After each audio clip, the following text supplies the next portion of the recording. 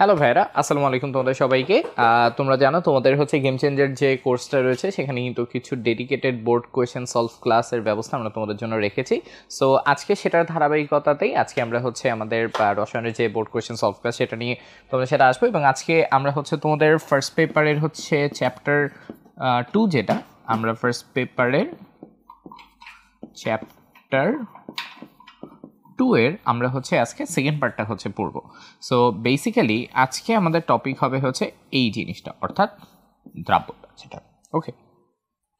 তোমাদের প্রথম যে ক্লাসটা ছিল, প্রথম ক্লাসটাতে আমরা বেসিক্যালি হচ্ছে ডিল করেছিলাম যে তোমাদের হচ্ছে এর আগে পর্যন্ত যে অংশগুলো থাকে, যেমন ধরো কোয়ান্টাম সংখ্যা বা হচ্ছে রিডবার্গের যে ম্যাথসমূহ, একটা ডেডিকেটেড ক্লাস আমরা শুধুমাত্র রেখেছি আজকে জাস্ট দ্রাব্যতার উপর হচ্ছে বেস করে। ওকে, সো আই হোপ তোমরা যখন কাজটা করবা এবং এই ক্লাসটা যখন তোমরা করবে তখন তোমাদের জন্য ভালো পরিমাণ হচ্ছে হেল্পফুল হবে। তোমাদের এই ক্লাসটার জন্য তোমাদের সাথে এই মুহূর্তে আছে আমি তোমাদের হচ্ছে জাহিন ভাইয়া, ZAHIN জাহিন। আমি পড়ালেখা শেষ করেছি ঢাকা ইউনিভার্সিটির জেনেটিক ইঞ্জিনিয়ারিং অ্যান্ড বায়োটেকনোলজি থেকে। ওকে, তাহলে ভাইরা চলো আমরা হচ্ছে আমাদের জার্নিটা শুরু করি। ওকে, আমরা কিছু প্রশ্ন হচ্ছে নিয়েছি, ম্যাক্সিমামে আমরা চেষ্টা করেছি রিসেন্ট ইয়ারের কোয়েশ্চেনগুলোকে হচ্ছে রাখতে। তো আমরা একটা একটা করে সলভ করব। আমরা কোনো সেম প্রশ্ন দুবার করে আমরা সলভ করব না, বরং আমরা হচ্ছে প্রতিটা প্রশ্ন চিন্তা করেছি যেন একই টপিক থেকে কিছু ইউনিক কোয়েশ্চেন আমরা তোমাদের বের করতে পারি। তো তারই ধারাবাহিকতায় প্রথম প্রশ্ন রাজশাহী বোর্ড 2023-এর। এখানে দেখো তোমাকে বলা হয়েছে যে 25 এবং হচ্ছে 50 ডিগ্রি সেলসিয়াসে এবিথের দ্রাব্যতা হচ্ছে 40 এবং হচ্ছে 60। আরেকটাও দেওয়া আছে এখানে এমবি। তো আমরা শুধুমাত্র গ নম্বরটা সলভ করছি। এখানে বলা হয়েছে যে 50 ডিগ্রি সেলসিয়াসে যদি 100 গ্রামের একটা এবি3 এর দ্রবণ থাকে, ওইটাকে 25 ডিগ্রি সেলসিয়াসে শীতল করলে কি পরিমাণ দ্রব্য আমাদের জন্য কেলাসিত হবে, এটা আমাকে হচ্ছে বের করতে হবে এখানে। ঠিক আছে, সো এই ধরনের প্রশ্ন কিন্তু অনেক পরিমাণে তোমরা পাবা। 50 থেকে 25-এ নেওয়া হয়েছে, 25 থেকে 50-এ নেওয়া হয়েছে, কতটুকু শীতল হয়েছে বা হয়নি, এই ধরনের কোয়েশ্চেনগুলো আসে। তো আমরা বেসিক্যালি এটাই সলভ করবো এখানে। ঠিক আছে, সো আমি একটু তোমাদেরকে হচ্ছে বলে দিই, যখনই দেখবা হচ্ছে এই শীতল করা রিলেটেড প্রশ্নগুলো হচ্ছে আসে, এগুলোর জন্য আমরা একটা ছোট ওয়ার্কফ্লো একটু মনে রাখার হচ্ছে চেষ্টা করব। ওয়ার্কফ্লোটা কেমন তোমরা দেখো। ফার্স্ট অফ অল দেখবা তোমার কাছে হচ্ছে দ্রাব্যতার একটা ইনফরমেশন দেওয়া থাকে। দ্রাব্যতাটা থেকে তুমি প্রথমে চেষ্টা করবা হচ্ছে দ্রাবকটা বের করে ফেলতে। এই দ্রাবক থেকে এরপর তুমি বের করবা হচ্ছে দ্রব। দ্রব থেকে তুমি বের করতে পারবা যে তোমার অ্যাকচুয়ালি হচ্ছে অধক্ষিপ্ত কতটুকু হয়েছে। এই ওয়ার্কফ্লোটা আমরা সবগুলা ক্ষেত্রে এখানে অনুসরণ করব এখানে। এবং কেন এটা আমরা অনুসরণ করব, এটার একটা মেজর জিনিস হচ্ছে ভাইয়া, বিকজ দ্রাবক অলওয়েজ হচ্ছে ফিক্সড থাকে। ওকে, দ্রাবক আমাদের জন্য কি থাকে বলতো, এটা হচ্ছে আমাদের জন্য ফিক্স থাকে, দ্রাবকের পরিমাণটা চেঞ্জ হয় না। সো অল টাইম আমরা এটা করবো যে ভাই দ্রাব্যতা থেকে আমরা দ্রাবক বের করব, দ্রাবক থেকে দ্রব, দ্রব থেকে আমরা হচ্ছে অধক্ষেপটা বের করে ফেলবো এখানে। ঠিক আছে, তাহলে ভাই চলো আমরা শুরু করে দিই এই প্রশ্নটা। ওকে, আসো কী কী দেওয়া আছে দেখো। তোমাকে বলা হয়েছে ভাই 25-এর জন্য হচ্ছে 40, 50-এর জন্য আমাদের কাছে বলো তো 60।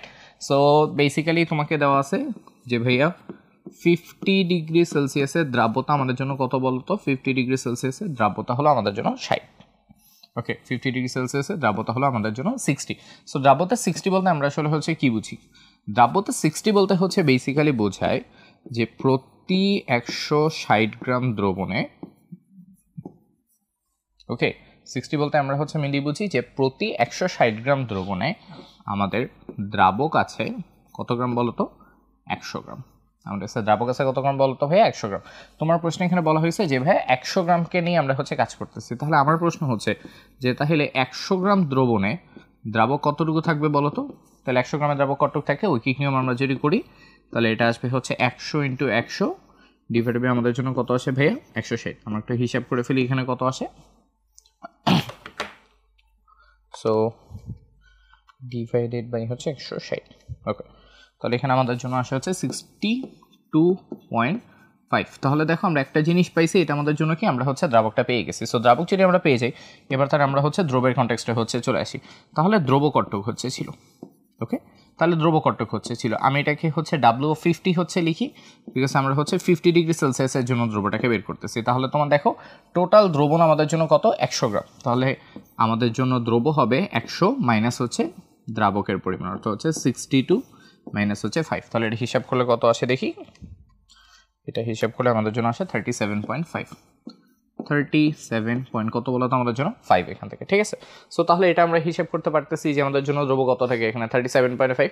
এবার আমরা আসি হচ্ছে সেকেন্ড পার্টের জন্য। সেকেন্ড পার্টে তোমাকে দেখো আবার কি বলা হয়েছে, সেকেন্ড পার্টে সেম ইনফরমেশন তোমাকে আরেকটা হচ্ছে দেওয়া হয়েছে যে ভাইয়া 25 ডিগ্রি সেলসিয়াসের দ্রাব্যতা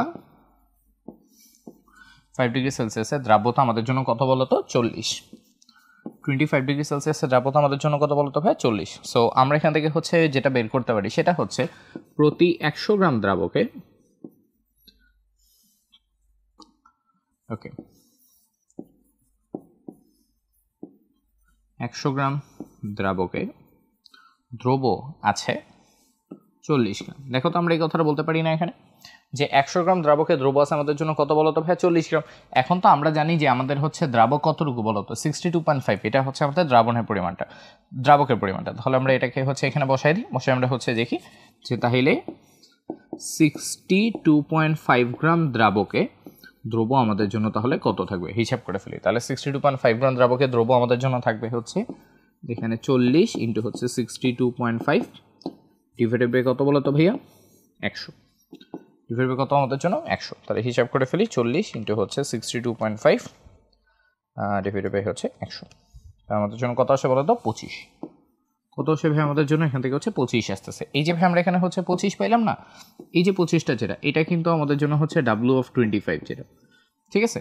অর্থাৎ এটা হচ্ছে 50 ডিগ্রি সেলসিয়াসের দ্রাব্যতা, এটা আমাদের জন্য কত 25 ডিগ্রি সেলসিয়াসের দ্রাব্যতা। তো তাহলে আমাদের ফাইনালি প্রশ্ন ছিল কি অধক্ষেপ হচ্ছে বের করতে হবে। তো তাহলে আমরা বের করে ফেলি এই যে কেলাসিত বা হচ্ছে অধক্ষেপ যেটাই হোক না কেন, এটা হবে বেসিক্যালি আমাদের জন্য কত W(50) মাইনাস হচ্ছে কত W(25) যেটা। তো 50 থেকে 25 থেকে আমরা যদি মাইনাস করি এখানে দেখো কত কত থাকে, আগের বার ছিল হচ্ছে 37.5, এবার আমাদের জন্য কত আছে বলো তো 25। এটা থেকে এটা বিয়োগ করলে অ্যান্সার আসে হচ্ছে 12.5 গ্রাম আমাদের জন্য, ঠিক আছে। সো এই হচ্ছে আমাদের টোটাল ওয়ার্কফ্লোটা যেটা। ওকে, প্রশ্নগুলো প্রচুরবার হচ্ছে পাবা, আমরা এটা হচ্ছে অনুসরণ করব, দ্রাব্যতা থেকে দ্রাবক বের করব, দ্রাবক থেকে আমরা দ্রব বের করব। সো এখানেও দেখো এই কাজ করা হয়েছে। ফার্স্টে আমরা হচ্ছে 50 ডিগ্রির জন্য দ্রাব্যতার যে টপিকটা আমরা দ্রাবক বের করে ফেলছি এখান থেকে। ওকে, দ্রাবক যদি আমাদের জন্য বের হয়, দ্রাবক থেকে আমরা কী করছি দ্রবটা বের করে ফেলছি, এই যেটা হোক দ্রবণ থেকে এটা বের করে দিছি, এবং যেটা ওটা হোক ওখানে হচ্ছে চলে আসছে। আবার 25 ডিগ্রি সেলসিয়াসের জন্য আমরা কী করছি ঐকিক নিয়ম থেকে বের করছি যে ভাই দ্রাব্যতা 40 মানে 100 গ্রাম থেকে 40 হবে, অর্থাৎ এত গ্রাম থেকে অতটুকু হচ্ছে আসবে। ওকে, সো এই হচ্ছে আমাদের মোটমাট ভ্যালু, বসায় দিলে আমরা হচ্ছে এটা বের করে ফেলতে পারবো এখানে। ওকে, আচ্ছা, অবভিয়াসলি ম্যাথগুলো করার জন্য কিছু শর্টকাট আছে, বাট যেহেতু সিকিউ এর জন্য আমরা সলভ করতেছি, সো সিকিউর জন্য কিন্তু এটা মাথায় একটু রাখতে হবে যে আমাদের অ্যাপ্রোচগুলো কিন্তু ডিফারেন্ট হবে এখানে। ওকে, চলো পরেরটাতে হচ্ছে চলে যায়। এই প্রশ্নটা খুব বেশি পরিমাণ আসে যে হচ্ছে দ্রাব্যতার সাথে টেম্পারেচারের যে গ্রাফগুলো এটা থেকে। তো তোমাকে বলছে এসি এবং ডি গ্রাফেরটা ব্যাখ্যা করতে, কোথায় কোথায় আছে, এটা হচ্ছে এ গ্রাফ, এটা হচ্ছে সি গ্রাফ, এটা আমাদের জন্য কি গ্রাফ এখান থেকে ডি গ্রাফ ছিল। তাহলে ফার্স্ট অফ অল আমরা হচ্ছে চলে আসি, সেটা একটু মাথায় রাখতে হবে। সেটা হচ্ছে আমাদের কাছে যখন কোনো কিছু থাকে তখন তুমি বুঝো, যেমন ধরো সোডিয়াম ক্লোরাইড আছে, হ্যাঁ, ফার্স্ট অফ অল সোডিয়াম ক্লোরাইডের আমাদের কাছে এখানে একটা কেলাস থাকে। ওকে, এখানে একটা কেলাস থাকে, কেলাসটা ফার্স্টে ভেঙে আমাদের জন্য কি হয়, আমাদের জন্য সোডিয়াম ক্লোরাইড সলিড অবস্থায় হচ্ছে আসে, এটা হচ্ছে অণুতে হচ্ছে পরিণত হয়। সোডিয়াম ক্লোরাইড আমাদের জন্য অণুতে কনভার্ট হয়। পরবর্তীতে এই সোডিয়াম ক্লোরাইডটা আমাদের জন্য দ্রবণে গিয়ে হচ্ছে Na+ এবং হচ্ছে Cl- হচ্ছে কনভার্টেড হয়েছে। ওকে, সো এই পুরো রাস্তাটাতে কি হয় দেখো, কেলাস থেকে যখন ভাঙতেছে এটাকে আমরা বলি ΔH অফ, এখানে হচ্ছে কেলাসের জন্য যেটা। ওকে, বা এটাকে আমরা ল্যাটিসও বলতে পারি, ল্যাটিসই লিখি না, ইংলিশটাই লিখি, এটাই better. Okay, ΔH of lattice যেটা। ওকে, এটাকে ল্যাটিস এনথালপি আমরা হচ্ছে বলি। আর সেকেন্ড পার্টটাতে যেটা ভাই আমরা এটা পাচ্ছি, এটাকে আমরা বলি আয়নাইজেশন এনথালপি। ΔH অফ হচ্ছে আয়নাইজেশন হচ্ছে যেটা। ওকে, এই দুটোকে আমরা যখন একসাথে করতেছি তখন আমরা পাচ্ছি হচ্ছে এখানে ΔH অফ সলুবিলিটি, সলুবিলিটি, এটাকে আমরা বলতেছি হচ্ছে দ্রবণ তাপ বা হচ্ছে দ্রাব্যতার জন্য যে তাপ যেটা সেটা।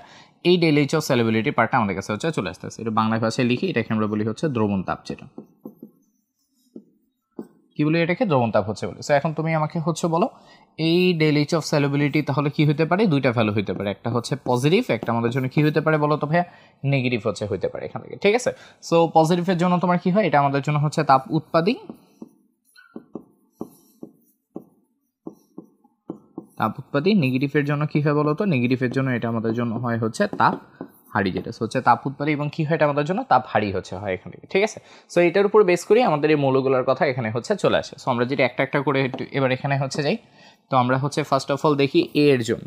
এ এর জন্য এখানে কি হয়েছে বলো তো, তুমি দেখো টেম্পারেচার যত সামনের দিকে গেছে ওর জন্য দ্রাব্যতা দেখো কি হয়েছে বাড়ছে। সো টেম্পারেচার যত বাড়ছে দ্রাব্যতার জন্য কি হয়েছে বলো তো ভাইয়া বাড়ছে। এটা কখন হয় বলো তো, এটা হয় হচ্ছে তাপ হাড়ির জন্য, এটা হয় কখন জন্য, এটা হয় হচ্ছে যখন এই ডেল এইচ এর মানটা ওর জন্য কী থাকে ভাইয়া, নেগেটিভ হচ্ছে থাকে। নেগেটিভ হলে কী হয় বলো তো, তাপ বাড়ালে দ্রাব্যতা বাড়ে। ওকে, তাপ বাড়ালে দ্রাব্যতা বাড়ে। কথা বুঝতে পারছি? তাহলে তুমি বাকিটার জন্য ধরতেই পারতেছো যে ভাই তাহলে হচ্ছে সি এর জন্য কি হবে, সি এর জন্য হচ্ছে এবার কিন্তু তাপ উৎপাদী হয়েছে এখানে। ওকে, এইটা কিন্তু লা শাতেলিয়ার প্রিন্সিপালের কথা আমি বলতেছি। হ্যাঁ, সিম্পলি লা শাতেলিয়ার প্রিন্সিপাল এটা আমাদের জন্য এখানে। ওকে,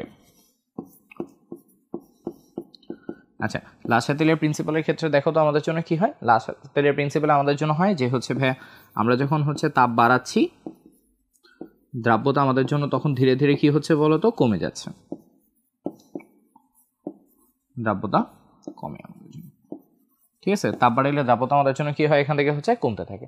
তাহলে দেখো আমরা এ এবং হচ্ছে সি এর কথাবার্তা এখান থেকে হচ্ছে পেয়ে গেলাম এখান থেকে। ওকে, একটা ছোট জিনিস হচ্ছে মাথায় রাখতে পারবা, এগুলো হয় কিন্তু বেসিক্যালি আমাদের নাইট্রেটগুলো যেগুলো, ওকে, নাইট্রেটগুলো এগুলো হচ্ছে নর্মালি এর ক্ষেত্রে হচ্ছে পড়ে।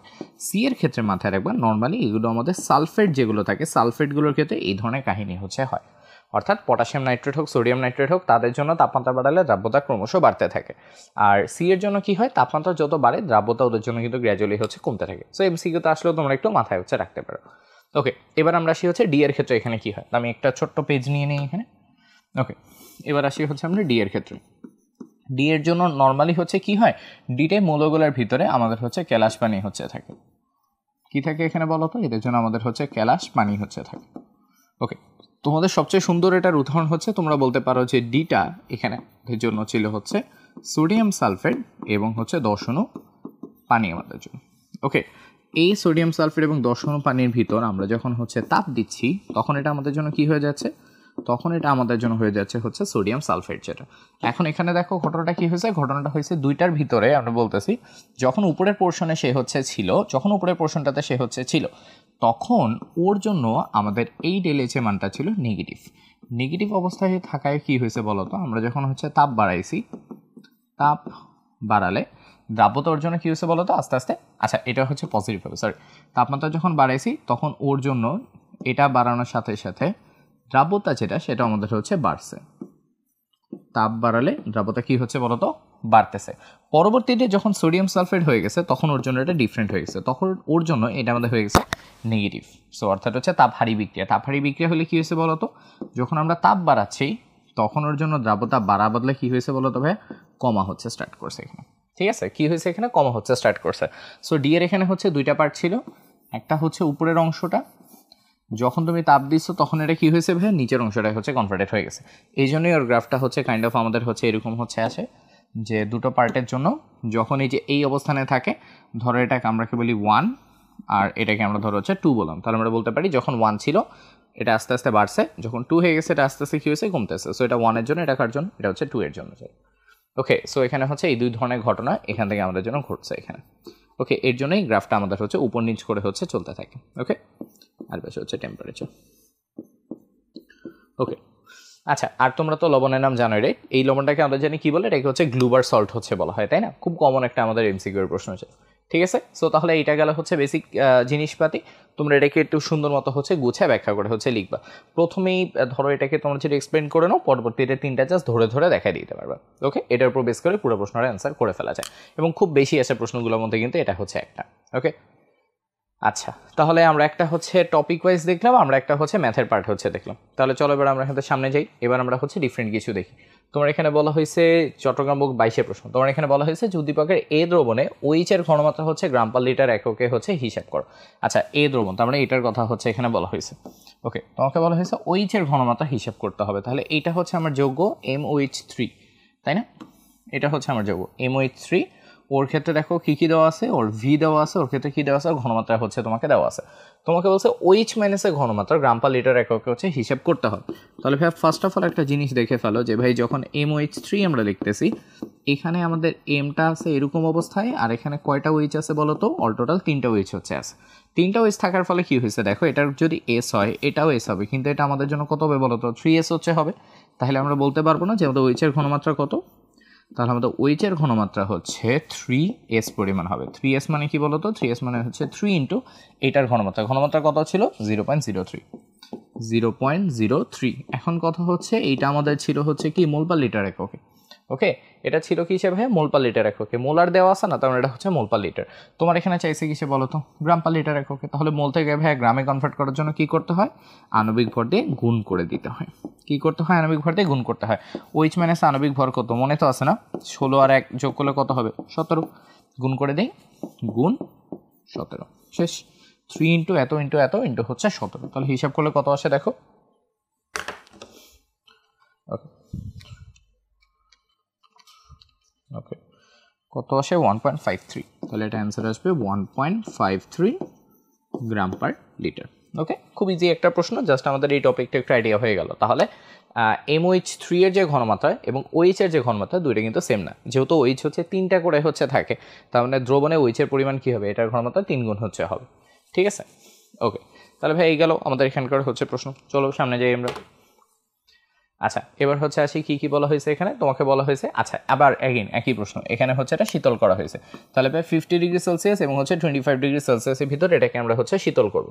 ওকে, কথাকার প্রশ্ন দেখো, এমবি ময়মনসিংহ বোর্ড হচ্ছে 2022 প্রশ্ন। কি কি দেওয়া আছে দেখো, 25 ডিগ্রি সেলসিয়াসে দ্রাব্যতার মান আমাদের জন্য কত বলো তো, এখানে 25 ডিগ্রি সেলসিয়াসের দ্রাব্যতা মান আমাদের জন্য কত 40, 50 ডিগ্রি সেলসিয়াসের দ্রাব্যতা মান আমাদের জন্য কত বলো তো 60, একবার 60 একবার আমাদের জন্য কীভাবে বলো তো 40 এখান থেকে। ঠিক আছে, আর তোমাকে দ্রবণ দেওয়া আছে কত বলো তো এখান থেকে 250 গ্রামের সম্পৃক্ত দ্রবণ।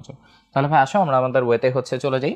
প্রথমে আমরা হচ্ছে আসি যে ভাই 50 ডিগ্রি সেলসিয়াসে দ্রাব্যতা আমাদের জন্য কত, দ্রাব্যতা আমাদের জন্য কত বলো তো 60, দ্রাব্যতা 60 মানে কি, দ্রাব্যতা 60 মিনস হচ্ছে 160 গ্রাম দ্রবণে, 160 গ্রাম দ্রবণ তো বুঝি না, দ্রাব্যতার সংজ্ঞা থেকে হচ্ছে আসে 100 গ্রাম দ্রাবক, 60 গ্রাম হচ্ছে দ্রব। তাহলে 160 গ্রাম দ্রবণে দ্রব আছে, দ্রব তো না, আমরা ফার্স্টে দ্রাবক বের করবো। দ্রাবক আছে আমাদের জন্য কত বলো তো 60 গ্রাম, সরি আচ্ছা, দ্রাবক আছে আমাদের জন্য হচ্ছে 100 গ্রাম। তো তাহলে তোমার প্রশ্নে দেওয়া আছে কত বলো তো 250 গ্রাম। তাহলে আমরা বসাই যে ভাইয়া তাহলে 250 গ্রাম দ্রবণে দ্রাবক আছে আমাদের জন্য কত, এখানে এখানে হবে 100 ইন্টু হচ্ছে 160 ডিভাইডেড বাই কত আসবে বলো তো 250, হিসাব করে ফেলি তাহলে কত আসে।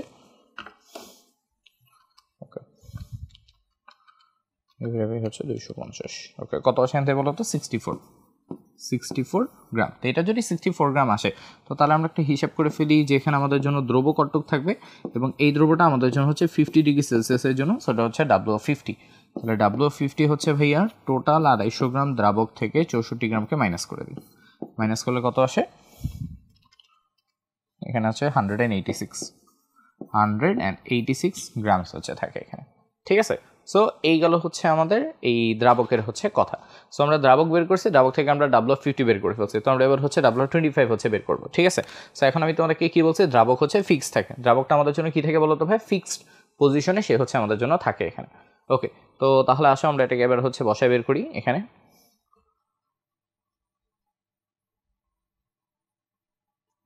এখানে হিসেবে একটু এলোমেলো হয়েছে না, আচ্ছা দাঁড়া আমি এটা চেঞ্জ করে ফেলি, সমস্যা নেই। আচ্ছা, এটা উপরে যাবে, এটা হচ্ছে নিচে যাবে। ঠিক আছে, সরি, তাহলে আমরা একটু বসাই এখানে, 160 যাবে হচ্ছে নিচে, আর উপরে যাবে হচ্ছে কত বলো তো 250। আচ্ছা সরি, সো 100 ইন্টু হচ্ছে 250 ডিভাইডেড বাই হচ্ছে 160। ওকে, তাই তো বলি 156.25।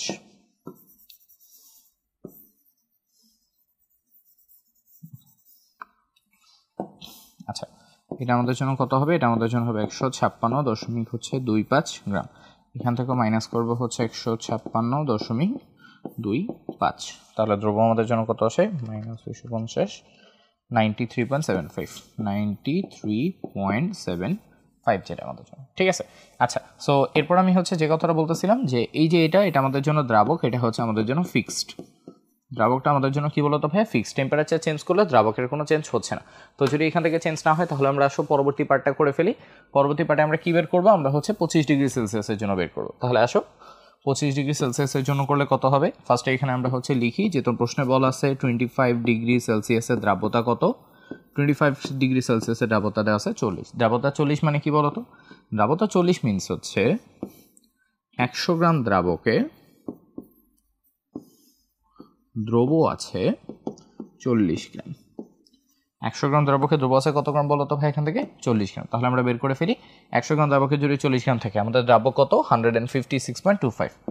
তাহলে 156.25 গ্রাম দ্রাবকে দ্রব্য থাকবে কতটুকু, থাকবে হচ্ছে 40 ইন্টু হচ্ছে 156.25 ডিভাইডেড বাই কত হবে বলো তো, ডিভাইডেড বাই হবে হচ্ছে 100। তাহলে হিসাব করি কত আসে ভাইয়া,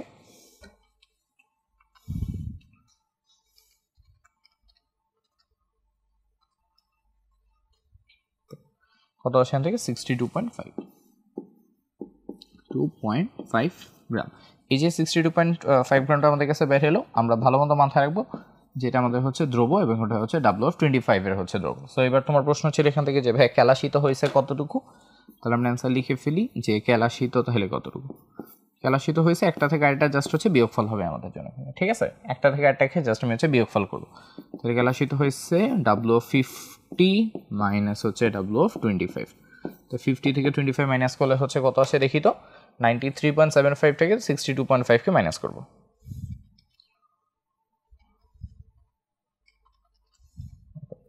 এটা আসে হচ্ছে 31.25 গ্রামস আমাদের জন্য। ওকে, তাহলে এই হচ্ছে আমাদের টোটাল পার্টটা যাবে। ওকে, একদম শুরুতে যে ম্যাথটা করছে হচ্ছে ওটার মতোই, ভ্যালুগুলো হচ্ছে একটু কাছাকাছি, জাস্ট হচ্ছে মানটা ভিন্ন, আর এটাকে একটা গ্রাফের উপর হচ্ছে বসে দেওয়া আসছে। সো গ্রাফ দেখে ভরকা যায় না, জাস্ট হচ্ছে সিম্পল জিনিসটাকে তারা জাস্ট হচ্ছে গ্রাফে একটাই ইমপ্লিমেন্ট করে হচ্ছে ওটা রাখছে। ওকে, সো এই জন্য আমি জাস্ট সলভটা হচ্ছে করাইছি, যে ভয় পাওয়ার কোনো দরকার নেই, সেম জিনিসই জাস্ট হচ্ছে করা হয়েছে এখানে। ওকে, চলো সামনে যাই তাহলে এবার আমরা। আচ্ছা, এবার তাহলে আমরা হচ্ছে দেখবো কি এখান থেকে বলতো সম্পৃক্ত করতে কি পরিমাণ অতিরিক্ত দ্রব্য যোগ করতে হবে সেটা হচ্ছে গণনা করো। ঠিক আছে, অতিরিক্ত দ্রব্য হচ্ছে যোগ করতে হবে কতটুকু। সো একই জিনিস আমরা করবো, যে জিনিসটা হচ্ছে এবার অতিরিক্ত সাইড থেকে হচ্ছে আসবে। ওকে, তাহলে ভাই আমরা একটু আগে দেখি কি কি হচ্ছে দেওয়া আছে। তোমাকে হচ্ছে দেওয়া আছে 130 গ্রাম পানি। আচ্ছা, তাহলে এই যে 130 গ্রামটা দেওয়া, এটা কিন্তু আমাকে হচ্ছে দ্রাবক দেওয়া। ওকে, এটা কি দেওয়া বলতো, এটা হচ্ছে দ্রাবক দেওয়া। এটা সম্পৃক্ত অবস্থায় আছে, এটা হচ্ছে 28 ডিগ্রি সেলসিয়াসে। উত্তপ্ত করার পর আমি এটাকে নিয়ে গেছি 32 ডিগ্রি হচ্ছে সেলসিয়াসে আমাদের জন্য। তাহলে মাথায় রাখি দ্রাবক, এবং দ্রাবক আমাদের জন্য কি থাকে বলতো ভাইয়া, ফিক্সড। দ্রাবক আমাদের জন্য কি থাকে বলতো ভাইয়া, ফিক্সড হচ্ছে থাকে। ঠিক আছে, এবার তাহলে আসি, তোমাকে দেখো কি কি বলা আছে। তোমাকে বলা আছে 28 ডিগ্রি সেলসিয়াসে 35, 32 ডিগ্রি সেলসিয়াসে কত আছে বলতো ভাইয়া 45। এই দুইটা আমাদের জন্য মেজর ইনফরমেশন। তাহলে সেম কাজটাই আমরা আরেকবার করবো, খালি এবার আমাকে দ্রাবক দেওয়াই আছে। কি দেওয়া আছে বলো তো, আমাকে এবার দ্রাবকটা বের করেই হচ্ছে রাখছে। তাহলে আমি জাস্ট দ্রাবকটাকে বসাই, আমি জাস্ট মানগুলোকে ক্যালকুলেট করবো এখান থেকে। ঠিক আছে, আমি দ্রাবকটা বসাই, আমি জাস্ট এখান থেকে ক্যালকুলেট হচ্ছে করে ফেলবো। ওকে, তাহলে ভাই আসো প্রথম পার্টে যাই। 28 ডিগ্রি সেলসিয়াসের দ্রাব্যতা আমাদের জন্য কত দেওয়া আছে বলো তো, 28 ডিগ্রি সেলসিয়াসের দ্রাব্যতা আমাদের জন্য এখানে দেওয়া আছে হচ্ছে 35। দ্রাব্যতা দেওয়া আছে 35। দ্রাব্যতা 35 মানে কি, দ্রাব্যতা 35 মানে হচ্ছে প্রতি 100 গ্রাম দ্রাবকে দ্রব্য থাকে আমাদের জন্য কত গ্রাম বলো তো, প্রতি 100 গ্রাম দ্রাবকে দ্রব্য থাকে আমাদের জন্য হচ্ছে 35 গ্রাম। ওকে, তাহলে তোমার প্রশ্নে দ্রাবক দেওয়া আছে কত বলো তো ভাই 130 গ্রাম। তাইলে 130 গ্রাম দ্রাবকে দ্রব্য আমাদের জন্য কতটাকে হিসাব করে ফেলি। ওকে, কত হবে এটা, এটা হবে হচ্ছে 35 গুণ হচ্ছে 130 ডিভাইড বাই হচ্ছে 100। হিসাব করলে কত আসে 45.5 গ্রাম। 45.5 গ্রাম ছিল। ওকে, মাথায় রেখে এটা আমাদের জন্য কী ভাবে বলো তো, এটা আমাদের জন্য হচ্ছে WF28। WF28 এটা আমাদের জন্য। ওকে, তাহলে এবার আমরা হচ্ছে পরের পার্টে হচ্ছে সুন্দর মতো চলে আসি। পরের পার্টে তোমাকে এখানে কি কি বলা হয়েছে দেখো। তোমার এখানে বলা হয়েছে 32 ডিগ্রি সেলসিয়াসের দ্রাব্যতা হচ্ছে 45। 32 ডিগ্রি সেলসিয়াসের দ্রাব্যতা আমাদের জন্য কত বলো তো ভাই 45। আমাদের কাছে 45 গ্রাম টোটাল দ্রাব্যতা আছে। তাহলে 45 গ্রাম মানে কি, সেম এগিয়ে কি কথায় যাই, প্রতি 100 গ্রাম দ্রাবকে দ্রব্য আছে কত বলো তো ভাই 45। 100 গ্রাম দ্রাবকে দ্রব্য কত আছে আমাদের জন্য 45 গ্রাম এখানে। ঠিক আছে, 45 গ্রাম আমাদের জন্য। তাহলে এবার আমরা হচ্ছে বসাই দিই 130 গ্রাম দ্রাবকে দ্রব্য আছে কতটুকু। আবারও বলতেছি দ্রাবক ফিক্সড, দ্রাবকের কোনো নড়চড় হয় না। তাহলে 130 গ্রাম দিয়ে আমরা এবারও হিসাব করবো। তাহলে এখানে কত আসবে বলো তো ভাই 45 ইন্টু হচ্ছে 130 ডিভাইডেড বাই কত আসতেছে বলো তো 100। হিসাব করে ফেলি কত আসে, ওকে 58.5 গ্রাম। ওকে, আমরা শুধু মাথায় রাখবো এইখানে আমরা যেটা হচ্ছে অ্যাগেইন হিসাব করছি, এটা আমাদের জন্য হচ্ছে W32 মানে 32 ডিগ্রি সেলসিয়াসে আমাদের হচ্ছে দ্রবের পরিমাণ কতটুকু থাকা উচিত। তাহলে আমরা আসে অতিরিক্ত বের করে ফেলি। তোমার প্রশ্ন তো চাইছে এটাই যে অতিরিক্ত কতটুকু দ্রব্য আমাদের এখান থেকে হচ্ছে দরকার হবে। তাহলে হিসাব করি অতিরিক্ত আমাদের জন্য কত হবে। এটা করার জন্য আমরা কি করব, সিম্পলি আমরা হচ্ছে W32 থেকে W28টাকে আমরা হচ্ছে মাইনাস করে দেবো এখানে। ঠিক আছে, কারণ এতটুকু অলরেডি আছে, এতটুকু দরকার, তাহলে অতিরিক্ত কতটুকু দরকার হিসাব করি, এটা থেকে ওটা মাইনাস করি। তাহলে 58.5 মাইনাস হচ্ছে 45.5। ওকে, হিসাব করলে কত আসে 13 গ্রাম। 13 গ্রাম শেষ, এটাই আমাদের জন্য হচ্ছে অ্যান্সার। তো তাহলে আমাদের হচ্ছে অতিরিক্ত 13 গ্রাম হচ্ছে এখান থেকে দরকার হবে। এই 13 গ্রাম আমরা যদি যোগ করি তাহলে আমরা এখান থেকে হচ্ছে এই পার্টটা বের করে ফেলতে পারবো। ঠিক আছে, সো দ্যাটস ইট, ডান আমাদের জন্য এখানে। সো সেম প্রশ্ন শীতল করছি, এবার সাথে কী করছি বলো তো, অতিরিক্ত দ্রব্য জাস্ট এখানে যোগ করে ফেলছি। চলো সামনে যাই এবার। আচ্ছা চলো এখানে হচ্ছে আসি, সিলভার, আচ্ছা এটা ফন্ট হচ্ছে ভেঙে গেছে না এখানে, আচ্ছা ফন্ট হচ্ছে ভেঙে গেছে, দাঁড়া আমি এটা ঠিক করে ফেলি, এটা দেখার দরকার নেই। আচ্ছা তোমার এখানে হচ্ছে বেসিক্যালি ওটা বলতে চাইছে যে হচ্ছে ভাই সিলভার ক্লোরাইড থেকে ক্লোরাইডের ঘনমাত্রা হচ্ছে ওরা হিসাব করতে বলছে। ওকে, জাস্ট বলছে ক্লোরাইডের ঘনমাত্রা হচ্ছে হিসাব করো, দ্যাটস ইট, আর কিছুই না। পাত্র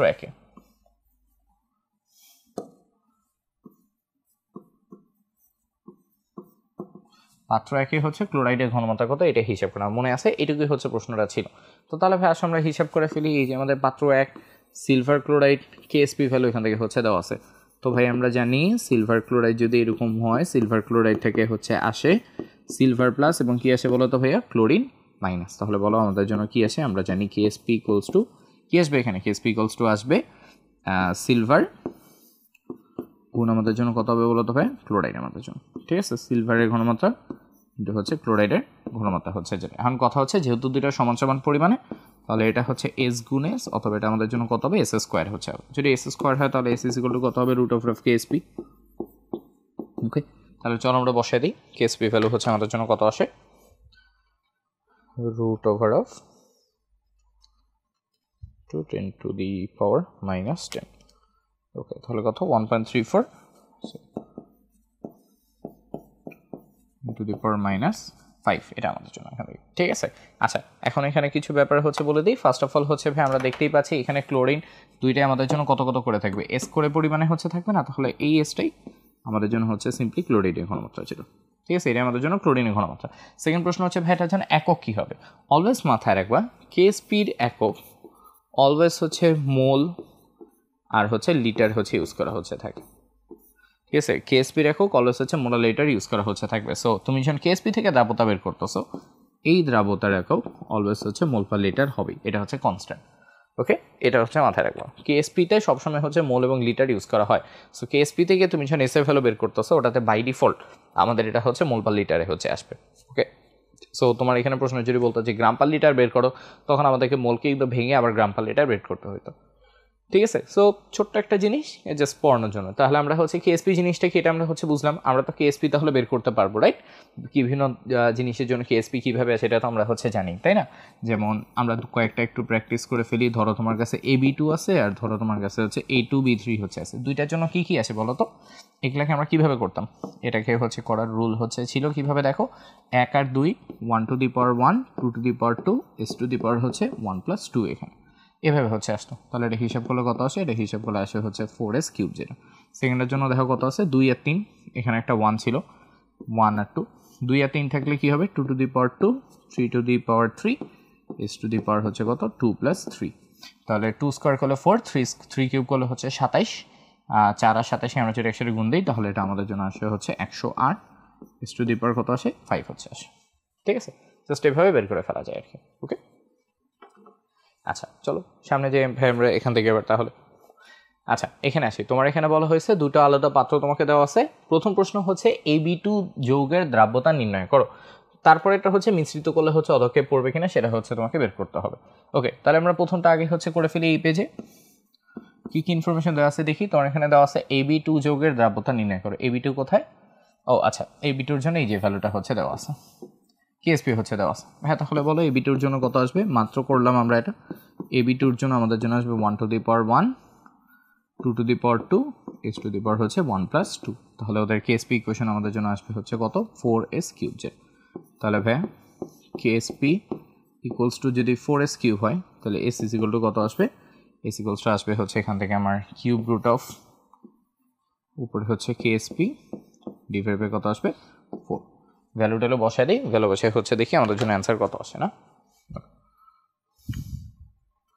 আচ্ছা উপরে হচ্ছে কেএসপি হচ্ছে 1.84 ইন্টু 10 টু দি পাওয়ার -4, আচ্ছা -4, আর নিচে হচ্ছে শুধু 4।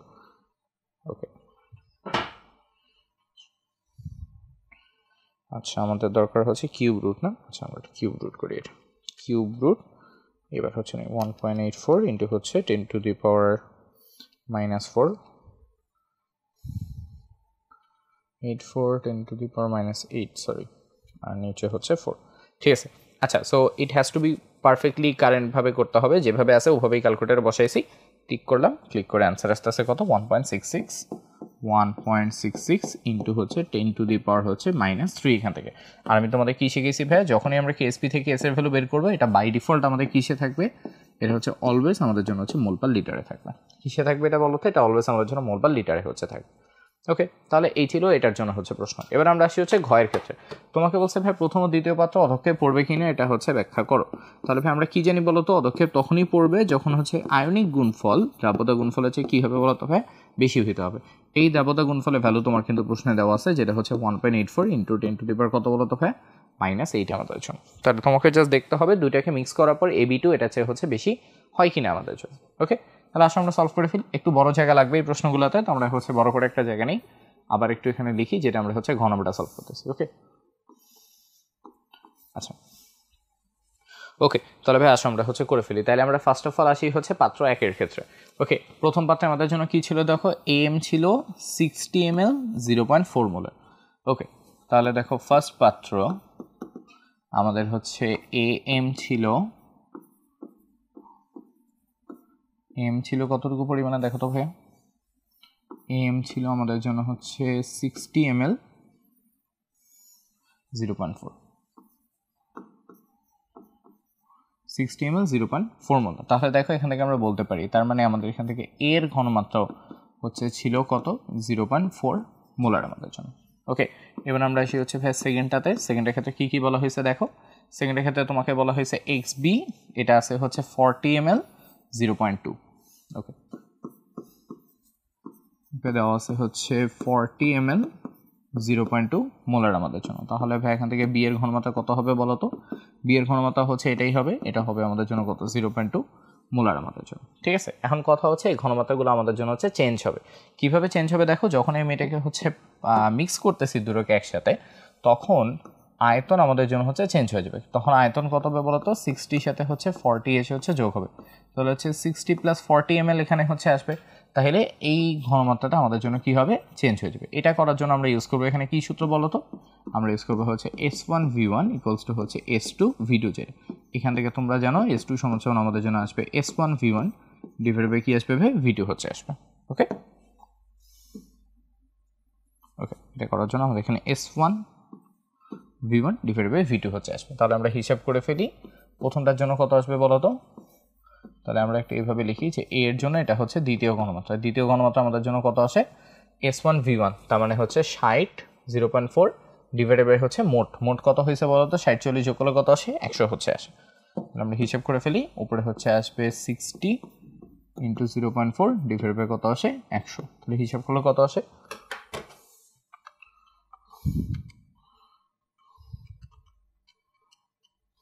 ওকে 0.24, এটা আসে হচ্ছে 0.24 হচ্ছে আসে 0.24 হচ্ছে আসে। সেমভাবে ভাই চলো বি এর জন্য বের করে ফেলি, বি এর জন্য হচ্ছে কত আসবে, বি এর জন্য এটা হচ্ছে আমাদের দ্বিতীয় ঘনমাত্রা, দ্বিতীয় ঘনমাত্রা ভ্যালু কত আসে দেখো, ওখানে বি হচ্ছে আগে ছিল 40 0.2 নতুন করে টোটাল আয়তন হয়ে গেছে আমাদের জন্য 100, 40.2 100 40 × 0.2 ডিভাইড বাই 100। ওকে হিসাব করলে কত আসে 0.08 হচ্ছে আসে। ঠিক আছে তাহলে ভাই হয়ে গেল আমাদের জন্য। তাহলে এবার আসলে আমরা বের করে ফেলি, তাহলে AB2 যৌগের জন্য এখান থেকে কী কী আছে দেখো, এই যোগটার ভিতর একটা এ থাকে, বি কটা থাকে বলো তো? 2টা করে হচ্ছে বি থাকে।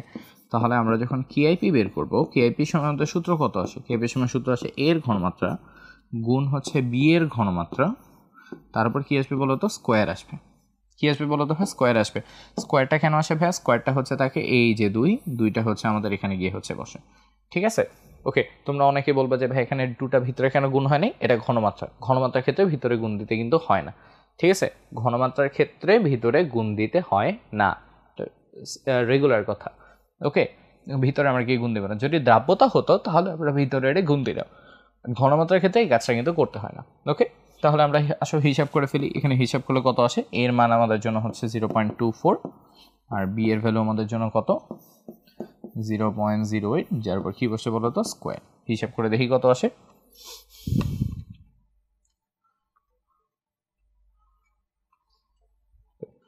(1.53 10⁻³ 1.53 ইন্টু হচ্ছে কত? 10⁻, বলো তো ভাই কত? -3 আমাদের জন্য, ঠিক আছে? আমার মনে হচ্ছে এটা অলরেডি উপরে হচ্ছে হয়ে গেছে। আমার মনে হয় আমরা ক্লিয়ারলি এটা বলতেই পারি যে তোমার দেখো এই গত পেজটাতে আমরা যখন হচ্ছে ছিলাম, কেএসপি ভ্যালু কত ছিল দেখো তো? কেএসপি ছিল হচ্ছে 10⁻⁸ হচ্ছে আমাদের জন্য ছিল, হ্যাঁ, 1.84 ইন্টু 10⁻⁸, যেখানে আমাদের কেআইপি কত আসছে বলো তো? -3 আসছে। তাহলে আমরা ইজিলি বলতে পারি যে KIP is greater than KSP, এবং এটা ইমপ্লাই করে কি? এটা ইমপ্লাই করে হচ্ছে যে ভাই অদক্ষেপ পড়বে, ইমপ্লাই করে যে আমাদের জন্য অদক্ষেপ পড়বে এখান থেকে। এই হচ্ছে কথা, ঠিক আছে? সো এই হচ্ছে কথা আমাদের জন্য। ওকে, সবগুলো ক্ষেত্রে আমরা হচ্ছে সেমভাবে হচ্ছে কাজ করবো। ফার্স্টে ঘনমাত্রা নিব, ঘনমাত্রা থেকে আমরা হচ্ছে ওদের পরবর্তী ঘনমাত্রা বের করবো, ঘনমাত্রা থেকে পরবর্তী ঘনমাত্রা বের করবো। 2টা ঘনমাত্রাকে কেআইপি সূত্রে বসায় জাস্ট হচ্ছে মানটা বের করে ফেলবো, দেন জাস্ট কম্পেয়ার করে দেখবো কেআইপি কেএসপি চেয়ে বড় নাকি ছোট, জিনিসটা বের করতে হবে। ওকে, কেআইপি কেএসপির ম্যাথ কিন্তু হচ্ছে অনেক পরিমাণে হচ্ছে আসে। চলো সামনে যে আমরা এবার কি দেওয়া আছে দেখো, তোমার এখানে বলা হয়েছে যে এটা তোমাকে দেওয়া আছে। আচ্ছা, প্রশ্ন হচ্ছে যে এবি3 এর উপস্থিতিতে এমবি এর দ্রাব্যতা পরিবর্তিত হয় কিনা এটা হচ্ছে বিশ্লেষণ করো, ঠিক আছে? এবি3 এর উপস্থিতিতে এমবি এর যে দ্রাব্যতা সেটা কি আমাদের জন্য চেঞ্জ হয় কিনা এটা ব্যাখ্যা করো। এখানে কোনো ম্যাথমেটিক্যাল কিছু নেই, এটা ম্যাথমেটিক্যাল ছাড়াও আমরা হচ্ছে ব্যাখ্যা করে দিতে পারি। তুমি চিন্তা করে দেখো এবি3 ভিতর কি আছে? এবি3 যৌবনে গিয়ে তৈরি করে এ প্লাস আমাদের জন্য কি আসে বলো তো ভাই? 3b হচ্ছে আমাদের জন্য আসে। ওকে, ধরে নাও এটা যদি এক্স পরিমাণ হয় তাহলে এটা আমাদের জন্য কত হবে বলো তো? 3x পরিমাণ আমাদের জন্য আসবে। আবার উল্টা দিকে তুমি চিন্তা করে হচ্ছে দেখো এমবির ভিতর কি থাকে? এমবি দ্রবণে গিয়ে তৈরি করে এম এর সাথে এখানে কি তৈরি হয় বলো তো ভাই? বি হচ্ছে তৈরি হয়। তাহলে আমরা এখানে বলতে পারি যে এটা যদি হচ্ছে এস পরিমাণে তৈরি হয় তাহলে এটা আমাদের জন্য কত আসবে? এস পরিমাণে হচ্ছে আসবে। তাহলে এমবির জন্য কেএসপি কত আসবে? কেএসপি কত আসবে বলো তো? তাহলে কেএসপি আসবে হচ্ছে এস গুণ এস, এস আর এস গুণ করলে কেএসপি কত আসবে? এস স্কোয়ার হচ্ছে আসবে। এটা কিন্তু ফিক্সড, মাথায় রাখবো। এই ভদ্রলোক আমাদের জন্য কি থাকে বলো তো ভাই? ফিক্সড হচ্ছে থাকে, ও হচ্ছে আমাদের জন্য ফিক্সড পজিশনে হচ্ছে আছে। কিন্তু এখন কথা হচ্ছে যখন আমি এবি3 এবং এমবি দুইটাকে আমি একই দ্রবণে হচ্ছে রাখবো তখন আমাদের জন্য কি হবে? তখন আমাদের জন্য যেটা হবে, এই এমবি এর জন্য আমরা যদি হচ্ছে কেএসপি হিসাব করতে চাই তখন আমাদের জন্য যেটা হবে, আমাদেরকে তো বেসিক্যালি এম এবং বিকে নিয়ে কাজ করতে হইতো, তাই না? এম এবং বিকে নিয়ে কাজ করতে হতো। সো যেটা দেখা যাবে সেটা হচ্ছে এই কেএসপির মান আমাদের জন্য হচ্ছে এস স্কোয়ার থাকবে, কোনো সমস্যা নেই, কিন্তু এই পাশে যে ভ্যালুটা এটা চেঞ্জ হয়ে যাবে। সো এইটা আমাদের জন্য এবার কী হবে দেখো তো? এইটা তখন আমাদের জন্য হবে এস প্রাইম গুণ, এটা হবে আমাদের জন্য এস প্রাইম প্লাস আমাদের এখানে কি হচ্ছে বলো তো? 3x। তো 3x বিকজ বি তো এখন 2টা থেকে আসতেছে, তাই না? এর থেকে বি এর পরিমাণ হচ্ছে ছিল 3x, এখান থেকে বি এর পরিমাণ ছিল কত বলো তো? S prime. তাহলে 2টা যোগ করতে হবে না? তাহলে 2টা যোগ হলে কত? এস প্রাইম প্লাস হচ্ছে 3x আমাদের এখানে। তাহলে এইটা হবে হচ্ছে আমাদের টোটাল জিনিসটা এখানে। তাহলে বলো তো এই টোটাল জিনিসটা আমরা যদি হচ্ছে একসাথে হচ্ছে রাখি তাহলে আমরা বলতে পারবো না যে এস প্রাইমের এস প্রাইম গুণ করলে এটা আমাদের জন্য কত হবে? S prime whole square plus এটা আমাদের এস প্রাইম এখানে গিয়ে গুণ করলে কত হবে? 3 এস প্রাইম ইন্টু কত আসবে? এক্স হচ্ছে আসবে। সো এই ইকুয়েশন থেকে আমরা একটা কথা বলতে পারি না যে তাহলে S is much greater than আমাদের জন্য কি এস প্রাইম না? এই ইকুয়েশনতে বলা যায় না আমাদের জন্য কথাটা যে দেখেন ভাইয়া এইখানে স্কোয়ার এখানেও এস প্রাইম স্কোয়ার, বাট এটার সাথে এই জিনিসটা যোগ করতে হয়েছে, তাহলে এটার চেয়ে এটা ভ্যালু কি অনেকাংশে কম না? অনেকাংশে কি এটা ভ্যালু অনেকাংশে কম এখান থেকে। তাহলে কম হওয়া মানে কি? কম হওয়া মানে হচ্ছে দ্রাব্যতা কমে যাচ্ছে, দ্রাব্যতা হ্রাস পায়। এটা হচ্ছে ম্যাথমেটিক্যাল হচ্ছে ব্যাখ্যা আমাদের জন্য। এর বাইরেও ভাইয়া তোমরা জানো এই পুরো জিনিসটার নাম কি, পুরো মানে জিনিসটার নাম হচ্ছে সময়ায়ন প্রভাব, তাই না? সো প্রশ্নে কিন্তু অবভিয়াসলি সময়ায়ন প্রভাবটার হচ্ছে উল্লেখ করবা। ওকে, এটা সমান প্রভাব চাইলে ছোট করে অ্যান্সার করা যায়, বড় করে অ্যান্সার করা যায়। ম্যাথমেটিক্যালি আমি হচ্ছে দেখাইলাম, আমার কাছে মনে হয় এটা ঘ নাম্বার প্রশ্ন আসলে একটু ম্যাথমেটিক্যালটা দেখানো হচ্ছে উচিত এখানে। ওকে, বাট প্রশ্নে অবশ্যই সমান প্রভাবটা উল্লেখ করবো। ওকে, তাহলে এই হচ্ছে মোটামুটি কাজ আমাদের জন্য। চলো তারপর হচ্ছে যাই, আমরা এখানে হচ্ছে চলে আসি। আচ্ছা, আর দুটো প্রশ্ন আছে আমাদের জন্য, ঠিক আছে। এখানে হচ্ছে দেখি ক্যালসিয়াম ক্লোরাইড আছে, সোডিয়াম ফ্লোরাইড হচ্ছে আছে, তোমাকে বলছে দুইটা পাত্রকে মিশ্রিত করলে কোনো অধক্ষেপ পড়বে কিনা এটা হচ্ছে ব্যাখ্যা করো। গ্রেট, চলো আমরা হচ্ছে করে ফেলি। তাহলে আমরা কি করব, আমরা হচ্ছে এই পাত্র বি পাত্রকে আমরা হচ্ছে মিক্স করব। মিক্স করে আমরা হচ্ছে দেখব কার জন্য, আমরা দেখব হচ্ছে ক্যালসিয়াম ফ্লোরাইডের জন্য। দেখব আমরা হচ্ছে ক্যালসিয়াম ফ্লোরাইডের কেআইপি আমাদের জন্য কত আসে, এটা হচ্ছে আমাদের গোল। ওকে, আমরা এটা হচ্ছে বের করে দেখবো যে ভাই ক্যালসিয়াম ফ্লোরাইড কেআইপি আমাদের জন্য অ্যাকচুয়ালি কত আসতেছে এখান থেকে, ঠিক আছে। তাহলে ভাই আসো আমরা হচ্ছে বসাই ক্যালসিয়াম ক্লোরাইড আছে, সোডিয়াম ফ্লোরাইড হচ্ছে আমাদের জন্য এখানে আছে। তাহলে আমরা করে ফেলি ক্লোরাইড ফ্লোরাইড ক্লোরাইড ফ্লোরাইড। ওকে, তাহলে প্রথমটা থেকে আমরা আগে ক্যালসিয়ামটা হচ্ছে বের করি। ওকে, এখানে আমরা হচ্ছে দেখি তাহলে এই পাত্রের ক্ষেত্রে কী কী বলা ছিল। তাহলে ক্যালসিয়ামের জন্য প্রথম অবস্থার কথাবার্তা আমাদের কাছে বলা ছিল এই যে এটা, ঘনমাত্রা হচ্ছে এত, আয়তন হচ্ছে আমাদের জন্য কত বলা হয় 35 ml। তাহলে ক্যালসিয়ামের পরবর্তীটা কত হবে, পরবর্তীটা হবে হচ্ছে সূত্র ছিল ওই যে এটাই, মনে আছে না, S2 সমাচরণ সূত্র ছিল হচ্ছে S1 V1 ডিভাইডেড বাই কী হবে V2 হচ্ছে, এটাই আমরা এখানে হচ্ছে বসাবো। তাহলে S1 V1, তাহলে এটা হচ্ছে 6 × 10⁻³ V1 আমাদের জন্য কত বলো তো ভাই 35। আর নিচে আমাদের জন্য কী হবে টোটালটা, যেহেতু মিক্স করতেছো, মিক্স করলে হচ্ছে কী হবে বলো তো, মিক্স করলে যেটা হবে সেটা হচ্ছে 35-এর সাথে আরেক 35 এসে হচ্ছে যোগ হবে, 35 এসে হচ্ছে যোগ হবে। তাহলে টোটাল কত হবে আমাদের জন্য 70 ml হচ্ছে হবে, এইটা হচ্ছে আমাদের জন্য V2 যেটা। ওকে, তাহলে আমরা হচ্ছে বসাই ডিভাইড বাই কত 70 আমাদের জন্য। তাহলে ভাই হিসাব করলে অ্যান্সার কত আসবে, হিসাব করলে অ্যান্সার সিম্পলি অর্ধেক হয়ে যাবে, এটা হবে 3 × 10⁻³ আমাদের জন্য। সেমভাবে আমরা যদি হচ্ছে ফ্লোরিনের জন্য আমরা এখান থেকে হিসাব করতে যাই, এবার ফ্লোরিনের জন্য এটা কত আসবে, একই জিনিস হবে ফ্লোরিনের জন্য। ফ্লোরিন এখানে কত ছিল 6 × এত 35 এখান থেকে, তাহলে 6 × 10⁻³ গুণ হচ্ছে 35, মিক্স করার পর টোটাল আয়তন 70, হিসাব করলে অর্ধেক হয়ে যাবে। তাহলে এটা হবে 3 × 10⁻³ আমাদের জন্য।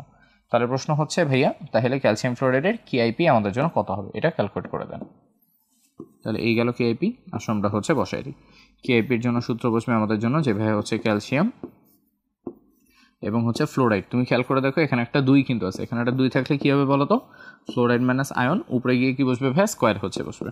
ওকে, আবারও বলতেছি ভিতরে কিন্তু 2 বসবে না। ওকে, ঘনমাত্রার ক্ষেত্রে কখনো 2 বসাইতে হয় না, যখন আমরা দ্রাব্যতার মান বসাবো তখন আমরা হচ্ছে 2 বসাবো, আমরা কিন্তু এখানে ঘনমাত্রা বসাচ্ছি, ঠিক আছে। সো এটা নিয়ে মাথা ব্যথা করিও না। ওকে, ভিতরে 2 বসায় না। তাহলে ক্যালসিয়ামের জন্য কত আসে, ক্যালসিয়াম এখান থেকে আসে হচ্ছে 3 × 10⁻³ এটা আমাদের জন্য আসে হচ্ছে 3 × 10⁻³ উপর কী আছে বলো তো ভাই স্কোয়ার হচ্ছে আসে, দুইটা স্কোয়ার করলে কত আসে।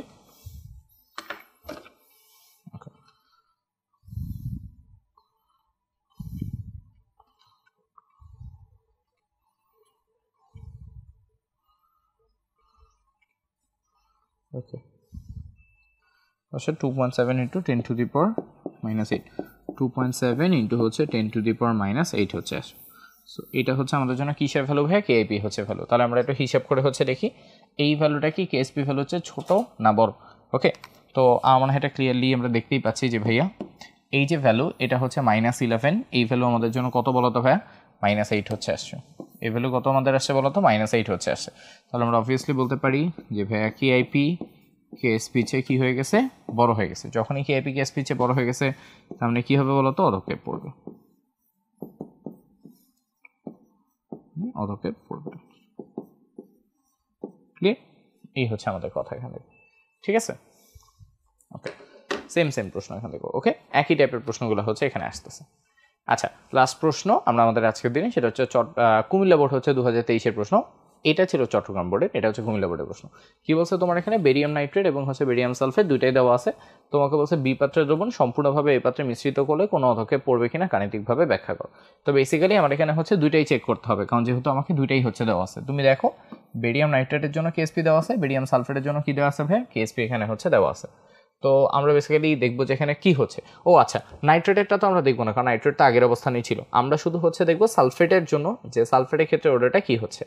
এই প্রথম ইনফরমেশন যেটা, এটা আমাদের খুব একটা এখানে হচ্ছে কাজে আসবে না, আমরা শুধুমাত্র এটা ফলো করবো। তারপর আসো বের করে ফেলি। তোমাদের এখানে আছে দেখো কত, 0.3 ml 25, এখানে আছে হচ্ছে 0.06, উপরটা কত আছে বলতো ভাই 45। বেরিয়াম সালফেট, আমাদের দরকার হচ্ছে বেরিয়াম, আর পাশে আমাদের কী দরকার বলতো ভাই সালফেট। তাহলে আসলে আমরা হিসাব করে ফেলি পাত্র 1 থেকে, পাত্র M থেকে ফার্স্ট আমরা হিসাব করবো কার জন্য, বেরিয়ামের জন্য। ওকে, তো তাহলে বলো কী শিখাইছি, এই সূত্র ছিল S1V1 ডিভাইড বাই কী আসে বলতো ভাই V2 হচ্ছে আসে। ওকে, S1V1 V2 হচ্ছে থাকে, মান বসে দেখি কত হচ্ছে আসে।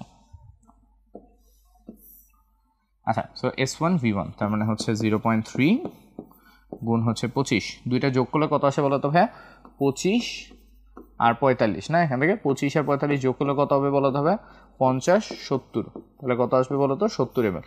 এই 70 mlটা হচ্ছে আমাদের জন্য V2 যেটা, তাহলে ডিভাইড বাই কত আসবে ভাইয়া 70, হিসাব দাও কত আসে।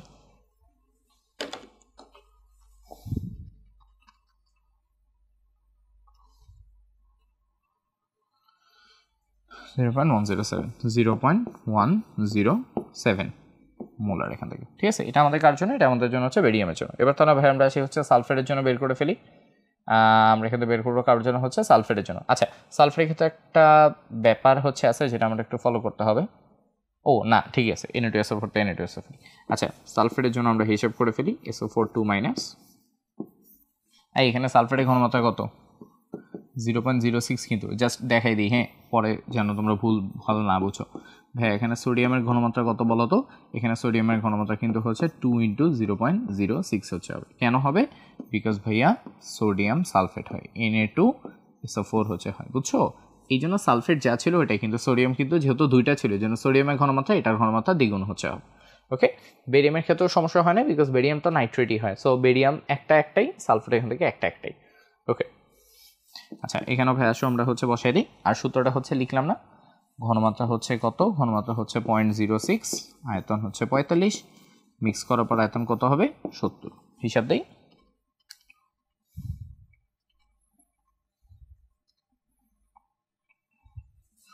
জিরো পয়েন্ট জিরো 0.0385 মোলার আমাদের জন্য। ওকে, তাহলে ভাই আমরা দুইটার জন্য হচ্ছে পেয়ে গেছি। তাহলে ভাই চলো আমরা বের করে ফেলি বেরিয়াম সালফেটের জন্য কেআইপি হচ্ছে কত হবে। ওকে, তো আমাদের যৌগ হচ্ছে ভাই বেরিয়াম সালফেট BaSO4, তাহলে BaSO4 এর জন্য কেআইপি কত হবে বলো তো, কেআইপি হচ্ছে হবে সিম্পলি বেরিয়াম এবং হচ্ছে সালফেটের গুণফল। সো বেরিয়ামের ঘনমাত্রা ইন্টু হচ্ছে সালফেটের ঘনমাত্রা, যেটা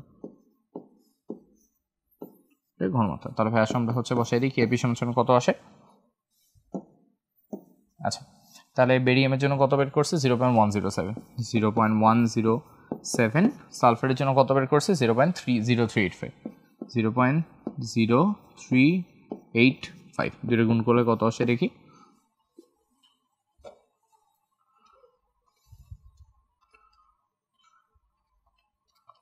0.0385, তাহলে হিসাব খোলা আসে 4.911 ইন্টু 10⁻³ কত বলো তো ভাই -3 আমাদের জন্য।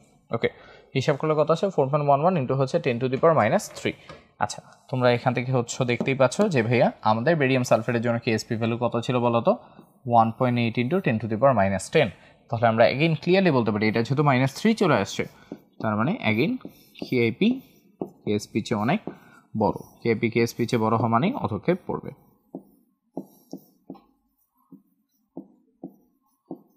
ওকে, অধক্ষেপ পড়বে। কারণ তোমাদের কথা হচ্ছে ভাই আমরা কি অপর যৌগটা চেক করতে পারি না যে সোডিয়াম নাইট্রেটে অধক্ষেপ পড়বে কিনা, এটা পারবো না, বিকজ হচ্ছে ভাই সোডিয়াম নাইট্রেটের জন্য কিন্তু আমাকে কেএসপি ভ্যালু দেওয়া নেই। যদি আমাকে সোডিয়াম নাইট্রেটে কেএসপি ভ্যালু দেওয়া থাকতো তাহলে আমি এটার জন্য বের করতে পারতাম। ওকে, যেহেতু দেওয়া নেই জন্য আমরা বের করতে পারতেছি না। তাহলে পুরো যৌগটাতে আমরা কথা বলছি কাকে নিয়ে, আমরা কথা বলতে হচ্ছে বেরিয়াম সালফেট নিয়ে, তার মানে বেরিয়াম সালফেটের অধক্ষেপ হচ্ছে পড়বে এখান থেকে। ঠিক আছে, তাহলে এই হচ্ছে অল টোটাল আমাদের জন্য কোয়েশ্চেন্সগুলো এখান থেকে। তোমাদের হচ্ছে দ্রাবকতা থেকে মেনি ভাই এই টাইপেরই প্রশ্ন হচ্ছে আসে। আমরা তোমাদের জন্য হচ্ছে অধক্ষেপ পড়া না পড়ার প্রশ্ন এখানে রাখছি হচ্ছে প্রায় তিনটার মতো আমরা এখানে হচ্ছে সলভ করছি। এর বাইরে আমাদের কিছু প্রশ্ন ছিল দ্রাব্যতা বের করা, সময়ায়ন প্রভাবের একটা প্রশ্ন আমি রাখার চেষ্টা করছি, অধক্ষেপ পড়বে কিনা প্রশ্নগুলো হচ্ছে এখানে রাখছি। দেন হচ্ছে এই তো দেন হচ্ছে দ্রাব্যতা গুণফল থেকে ঘনমাত্রা বের করা, দ্রাব্যতা গুণফল থেকে দ্রাব্যতা বের করা, এই টাইপ পার্টগুলো এখানে কিন্তু ইনক্লুড করা হয়েছে। তার পাশাপাশি টেম্পারেচার থেকে কী টাইপের প্রশ্ন আসে, টেম্পারেচারের থিওরিগুলো আমাদের কীভাবে হচ্ছে এক্সপ্লেন করা উচিত, এগুলা থেকেও ধরে ধরে ধরে হচ্ছে কোয়েশ্চেন কিন্তু দেখাই দিছি। ওকে, তোমাদের দ্রাব্যতা থেকে অলওয়েজ অ্যান্ড অলওয়েজ আমাদের কিন্তু হচ্ছে কোয়েশ্চেন আসবে এবং এগুলোকে আমাদের জন্য অবশ্যই কিন্তু হচ্ছে অ্যান্সার করে ফেলতে হবে। ঠিক আছে, সো তোমাদের জন্য আসলে এ পর্যন্তই আজকের ক্লাসটা। তোমরা খুব ভালো মতো এটা হচ্ছে করবা, যখনই হচ্ছে দ্রাব্যতা রিলেটেড বোর্ডে কী টাইপ প্রশ্ন আসে জানার ইচ্ছা হয়, জাস্ট এই ক্লাসটা ওপেন করে দেখে ফেলবা। আই হোপ তোমরা একটা প্রপার আইডিয়া হচ্ছে পেয়ে যাবা এবং ম্যাথগুলো করাটাও তোমাদের জন্য হচ্ছে অনেক বেশি ইজি হচ্ছে হবে। ঠিক আছে, তাহলে ভাই আজকের ক্লাস থেকে তোমাদের জাহিন ভাই হচ্ছে বিদায় নিচ্ছি, আবার নেক্সট কোনো রেকর্ডেড ক্লাসে আর তোমার সাথে দেখা হয়ে যাবে। ওকে, আসসালামু আলাইকুম। হ্যালো ভাইরা, আসসালামু আলাইকুম তোমাদের সবাইকে। তোমরা জানো যে তোমাদের হচ্ছে গেম চেঞ্জার প্রোগ্রামের কিছু হচ্ছে dedicated board question solve class আমরা কিন্তু তোমাদের দিচ্ছি। সো তারই ধারাবাহিকতায় আজকে তোমাদের হচ্ছে কেমিস্ট্রির যে সলভ ক্লাসটা, এবং এইটা হচ্ছে তোমাদের প্রথম পত্র, যেটা ফার্স্ট পেপার এর থার্ড চ্যাপ্টারের উপর। ওকে, এবং এটা মাথায় রাখো, এটা কিন্তু আমাদের জন্য হচ্ছে থার্ড চ্যাপ্টারের, এটা আমাদের হচ্ছে ফার্স্ট পার্ট, যেটা আমরা তোমাদেরকে হচ্ছে দুটো আলাদা ক্লাস হচ্ছে দিব। ওই পরবর্তী যেটা, ওটাতে আমরা আবার হচ্ছে আরও কিছু টপিক নিয়ে আলোচনা করবো। আজকে বেসিক্যালি আমরা হচ্ছে তোমাদের হচ্ছে ব্লক থেকে শুরু করে তোমাদের হচ্ছে ধরো বা ভিতরকার কোনো কোয়েশ্চেন, রিয়াকশন থেকে কোনো কোয়েশ্চেন যদি আসে, আর তারপর ধরো তোমার হচ্ছে পর্যায়ভিত্তিক ধর্ম কোয়েশ্চেন, এগুলো আমরা কভার করছি। নেক্সট যে পার্ট 2টা হবে, ওই পার্ট 2 লেকচারটাতে তোমরা হচ্ছে তোমাদের হাইব্রিডাইজেশন এবং হচ্ছে ফাজারের নীতি থেকে যে কোয়েশ্চেনগুলো আসে সেগুলোর অ্যান্সার তোমরা এখান থেকে পেয়ে যাবে। ওকে, সো চলো আমরা আমাদের এই ক্লাসটা হচ্ছে শুরু করে দিই, এবং তোমাদের ক্লাসে আমি তোমাদের জাহিন ভাই হচ্ছে তোমাদের সাথে আছি। পড়ালেখা শেষ করেছি ঢাকা ইউনিভার্সিটির জেনেটিক ইঞ্জিনিয়ারিং অ্যান্ড বায়োটেকনোলজি থেকে। ওকে, চলো তাহলে আমাদের জার্নিটা হচ্ছে এখান থেকে শুরু করা যায়। ঠিক আছে, আসো। আচ্ছা, সো প্রথমেই আমরা হচ্ছে কিছু কোয়েশ্চেন্স হচ্ছে দেখে নিই। প্রথম যে প্রশ্নটা নিয়ে কথা বলতে চাই, এটা হচ্ছে রাজশাহী বোর্ড হচ্ছে 2023-এর প্রশ্ন। এখানে তোমাকে হচ্ছে একটা পর্যায় সারণীর মতো হচ্ছে তোমাকে দেওয়া আছে এবং এন এর ভ্যালু দেওয়া আছে, এটা হচ্ছে দেওয়া আছে। তো আমরা একটু বসাই হচ্ছে দেখি। তোমার এখানে বলছে XCl4 এবং হচ্ছে ZCl4 এর কথা এখানে হচ্ছে বলা। তাহলে এক্স এবং জেড এখানে কি, এটা আমরা একটু বের করে ফেলি। এক্স আমাদের জন্য কি আসলে বের করে ফেলি, এটা হচ্ছে NH2NP2, যেখানে এন এর ভ্যালু আমাদের জন্য কত বলো তো 2। তাহলে এটা হচ্ছে ভাই 2s2 2p2 হবে। 2s2 2p2 যদি কোনো মূল হয়, তাহলে মূলটা আমাদের জন্য কী হয় বলো তো, কার্বন হয় না। আবার জেডের ক্ষেত্রে আসো হিসাব করে দেখি, n+1, তাহলে এটা আমাদের জন্য হচ্ছে 3s2 n+1 p2, তার মানে এটা আমাদের জন্য হচ্ছে 3p2। 3s2 3p2 হচ্ছে কার্বনের ঠিক নিচের মূলটা, কার্বনের ঠিক নিচে যে মূলটা থাকে সেই মূলটার নাম আমাদের জন্য কী আছে বলো তো, এটা মুছে ফেলি একটু।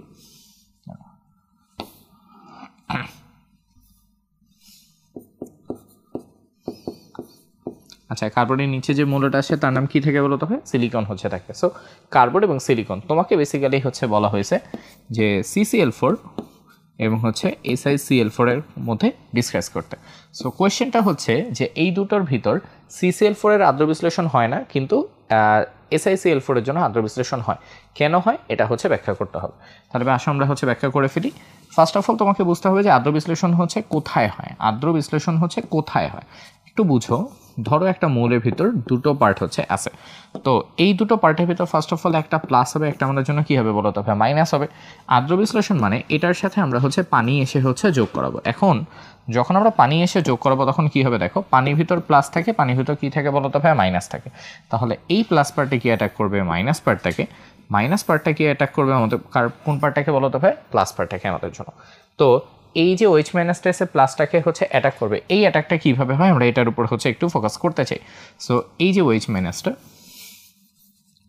ওর অ্যাটাকটা হবে হচ্ছে লোন পেয়ার দিয়ে। ও অ্যাটাক করবে কাকে দিয়ে বলো তো লোন পেয়ার দিয়ে সে হচ্ছে অ্যাটাকটা করবে। তাহলে অ্যাটাকটা যেহেতু এর উপর হবে, তাহলে এই যে এ আছে এর লোন পেয়ার নেয়ার জায়গা থাকতে হবে। ওকে, লোন পেয়ার নেয়ার ফাঁকা অরবিটাল থাকতে হবে।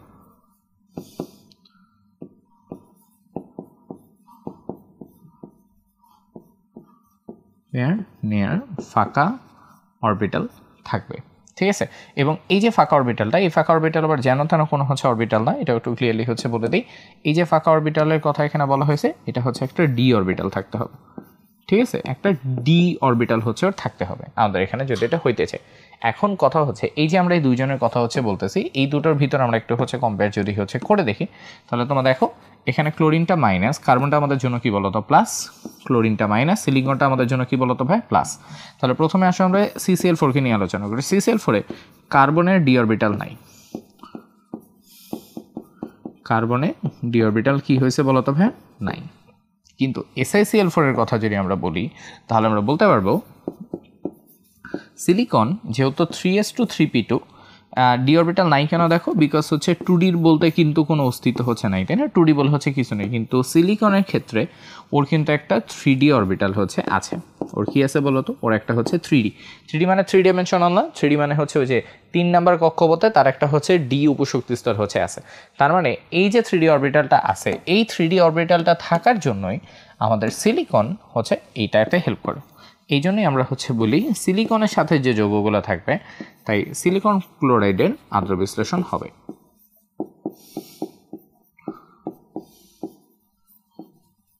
কি হবে বলতো, সিলিকন ক্লোরাইডের আদ্র বিশ্লেষণ এখান থেকে হচ্ছে হবে এখানে, ঠিক আছে? সো এই হচ্ছে আমাদের মেইন ঘটনা। তাহলে একদম বেসিক থেকে জিনিসটা বোঝার চেষ্টা করো।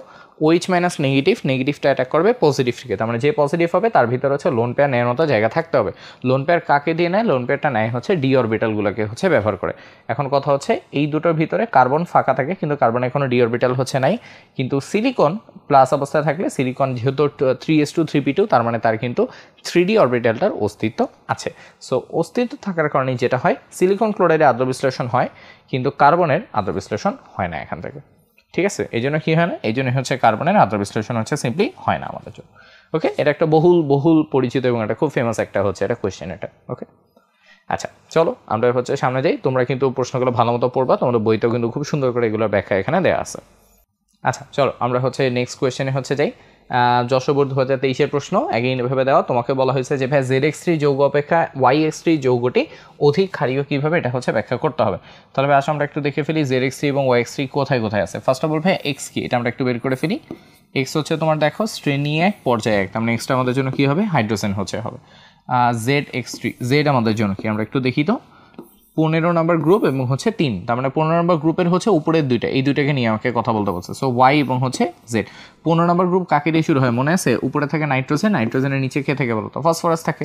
তাহলে তোমাকে বেসিক্যালি হচ্ছে বলছে যে হচ্ছে NH3 এবং PH3 এর ভিতর কম্পেয়ার করতে হবে।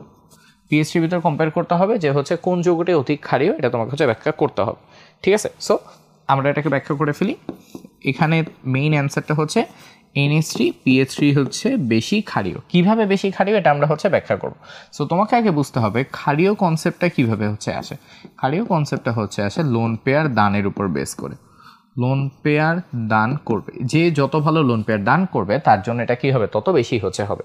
সো এখন আমরা এটাকে ব্যাখ্যা করে ফেলি। প্রথম রিজন হচ্ছে এটা আমাদের জন্য কি, প্রথম রিজন হচ্ছে নাইট্রোজেনের আকার,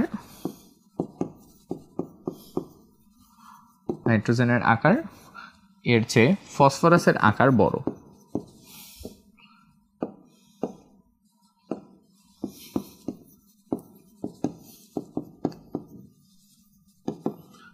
নাইট্রোজেনের আকারের চেয়ে ফসফরাসের আকার কি হয় ভাইয়া, বড় হচ্ছে হয়। সো বড় হওয়ার ফলে কি হয়, নাইট্রোজেনে ইলেকট্রন ঘনত্ব বেশি থাকে।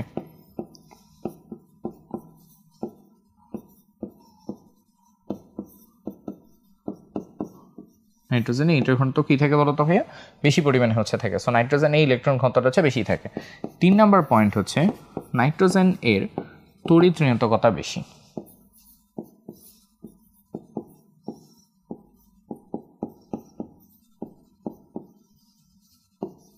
নাইট্রোজেনের তড়িৎ ঋণাত্মকতা ফসফরাসের চেয়ে বেশি।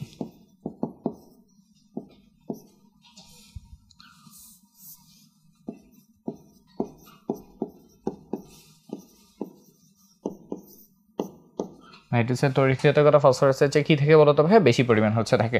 এই সব কিছুর জন্যই নাইট্রোজেন সহজে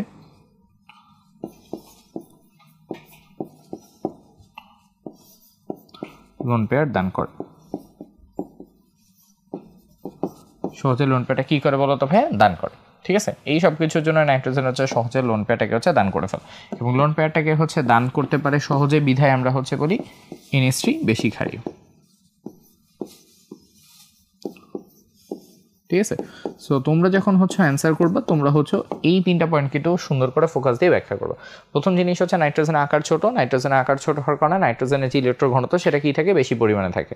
দুটোই হচ্ছে সেম গ্রুপের মৌল, তার মানে দুটোরই হচ্ছে বাইরে শক্তি স্তরে তোমার হচ্ছে 5টা করে ইলেকট্রন থাকে। আকার ছোট হয়, নাইট্রোজেনের ঘনত্বটা হচ্ছে বেশি। পরের কথাটাই হচ্ছে যে নাইট্রোজেনের তড়িৎনিয়তকতা ফসফরাসের চেয়ে অনেক গুণ বেশি, অর্থাৎ নাইট্রোজেন ইলেকট্রনগুলোকে এমনিতেই নিজের দিকে টেনে রাখে, ফলে কোনো ইলেকট্রনকে যখন সে দান করতে চায় সেটা তার জন্য বেশি ফিজিবল হয়। সো এই জন্য নাইট্রোজেন কী করে, যখন বাইরে থেকে কোনো হাইড্রোজেন আসে সে সহজে লোন পেয়ারটা দান করে, দান করার ফলে নাইট্রোজেন হচ্ছে সহজে তার ক্ষারধর্মিতাটা হচ্ছে প্রদর্শন করতে পারে। সো এটাই এখানে বলা হয়েছে যে ZX3 যৌগ অপেক্ষা YX3 অধিক ক্ষারীয়, অর্থাৎ PH3 চেয়ে NH3 যে অধিক ক্ষারীয়, এটাই ব্যাখ্যা করতে হবে। এটাই হচ্ছে এটুকুর ব্যাখ্যা। ওকে, আচ্ছা, এরকম কিন্তু অনেক ছোটোখাটো প্রশ্ন আছে, তোমরা একটু মনোযোগ দিয়ে পড়বে। এটা প্রশ্ন থেকে কিন্তু রেগুলার প্রশ্ন হচ্ছে আসে। সো দুইটা জিনিস খুব ফেমাস, একটা হচ্ছে এই আদ্র বিশ্লেষণ ব্যাপারটা, সেকেন্ডটা হচ্ছে আমাদের জন্য এই ক্ষারীয় ব্যাপারটা যেটা। আচ্ছা চলো এবার তাহলে আমরা এই প্রশ্নটাতে চলে আসি। এটা হচ্ছে তোমাদের চট্টগ্রাম বোর্ড 23-এর প্রশ্ন ছিল। ওকে, আচ্ছা কি কি বলা আছে দেখো, তোমাকে 3টা মূল্য দেওয়া আছে, বলছে 3টা ক্যাটায়ন যাতে প্রত্যেকটাতে আমাদের হচ্ছে 10টা করে ইলেকট্রন হচ্ছে। আচ্ছা, সো প্রতিটাতে 10টা করে ইলেকট্রন আছে, মানে কি আমরা হিসাব করি তো, P Q R, ভাইয়া বলো P Q এবং হচ্ছে আর আছে এখানে। P এর চার্জ হচ্ছে প্লাস, তার মানে ইলেকট্রন 10টা, তার মানে প্রোটন কয়টা আছে 11টা, তার মানে প্রোটন কয়টা আছে P এর জন্য বলো তো 11টা। কিউ এর ক্ষেত্রে আসি, চার্জ হচ্ছে +2, ইলেকট্রন যদি 10টা থাকে তার প্রোটন কয়টা আছে 12টা, চার্জ হচ্ছে +3, ইলেকট্রন যদি 10টা থাকে তাহলে ওর জন্য প্রোটন কয়টা আছে 13টা হচ্ছে আছে। তাহলে P Q R হচ্ছে 11 12 13, 11 12 13 আমাদের জন্য কে কে বলো তো, 11 12 13 হচ্ছে সোডিয়াম, ম্যাগনেসিয়াম এবং আমাদের জন্য কি হয় এখানে ভাই, অ্যালুমিনিয়াম হচ্ছে হয় এখানে। ঠিক আছে, সো সোডিয়াম, ম্যাগনেসিয়াম এবং কি থাকে, অ্যালুমিনিয়াম হচ্ছে থাকে। আচ্ছা, সো 3টার ভিতর তোমাকে বলছে আয়নীকরণ বিভব কিভাবে পরিবর্তিত হচ্ছে এটা এখানে ব্যাখ্যা করতে বলছে। ওকে, তাহলে চলে আসো। প্রথম কথাই হচ্ছে আমরা যদি এদেরকে আকারের বেসিসে হচ্ছে একটু সাজাই। ওকে, এটাকে আকারের বেসিসে সাজালে তোমরা দেখবা সোডিয়াম হচ্ছে ম্যাগনেসিয়াম আকার ছোট, ম্যাগনেসিয়াম হচ্ছে অ্যালুমিনিয়াম আকার কি হয় বলতো, আরও ছোট হয়। কি হয়, আরও ছোট হইতে থাকে। সো কেন ছোট হয়, এটা হচ্ছে যে আমরা জানি পর্যায় সারণীতে যত আমরা একই পর্যায়ে বরাবর ডান দিকে যেতে থাকি তত আকার ধীরে ধীরে কী হয় বলো তো, কমতে থাকে। ওকে, কারণ ওই যে একই পর্যায়ে যেহেতু সোডিয়ামের বাইরে ইলেকট্রন আছে একটা, ম্যাগনেসিয়ামের 2টা আর অ্যালুমিনিয়ামের হচ্ছে 3টা। সো বাইরের যখন হচ্ছে ইলেকট্রনের পরিমাণ বাড়তে থাকে তখন হচ্ছে আকর্ষণও হচ্ছে বাড়ে, তো ওই হিসেবে ওদের আকারটা ছোট হতে থাকে। সো ফার্স্ট অফ অল কথা হচ্ছে একটু মাথায় রাখবো, আয়নীকরণ বিভবের সাথে এই যে পারমাণবিক আকার যেটা, হ্যাঁ পারমাণবিক আকার, এটা হচ্ছে ব্যস্তানুপাতিক সম্পর্কে হচ্ছে থাকে। কিসে থাকে বলতো, এটা থাকে হচ্ছে ব্যস্তানুপাতিক সম্পর্কে। ব্যস্তানুপাতিক সম্পর্ক মিনস হচ্ছে আকার যত এদিকে গেলে হচ্ছে কমতে থাকবে, তত আমাদের হচ্ছে এই যে আয়নীকরণ বিভব সেটা এদিকে গেলে ক্রমাগত কি হবে বলতো, বাড়তে থাকবে। আয়নীকরণ বিভব এখানে হচ্ছে বৃদ্ধি পাবে, কিভাবে বলতো ভাইয়া, বৃদ্ধি হচ্ছে পাবে। ঠিক আছে, সো যত রেখে যাবে আয়নীকরণ বিভব ধীরে ধীরে কি হবে, বাড়তে থাকবে। এখন কথা হচ্ছে এখানে একটা ছোট্ট ব্যতিক্রম হচ্ছে আছে। সো এটা হচ্ছে আমাদের জন্য পার্ট 1। এবার আমরা হচ্ছে আসি পার্ট 2 এর ক্ষেত্রে। পার্ট 2টা হচ্ছে ম্যাগনেসিয়াম আর অ্যালুমিনিয়ামের একটা ছোট্ট ভেজাল হচ্ছে আছে। ম্যাগনেসিয়াম এবং অ্যালুমিনিয়ামের ভিতর আমরা হচ্ছে জানি ম্যাগনেসিয়ামের ইলেকট্রন বিন্যাস হচ্ছে 3s2, অ্যালুমিনিয়ামের ইলেকট্রন বিন্যাস হচ্ছে 3s2 দেন হচ্ছে 3p1 যেটা। তো এখন কথাটা যেটা সেটা হচ্ছে যে 3s2 এবং 3p1 এর ভিতর 3s2 হচ্ছে মোর স্টেবল,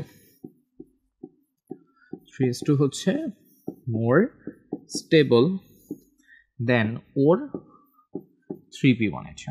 3s2 তে 3p1 আছে কি হচ্ছে বলতো ভাই, মোর স্টেবল পজিশনে থাকতেছে।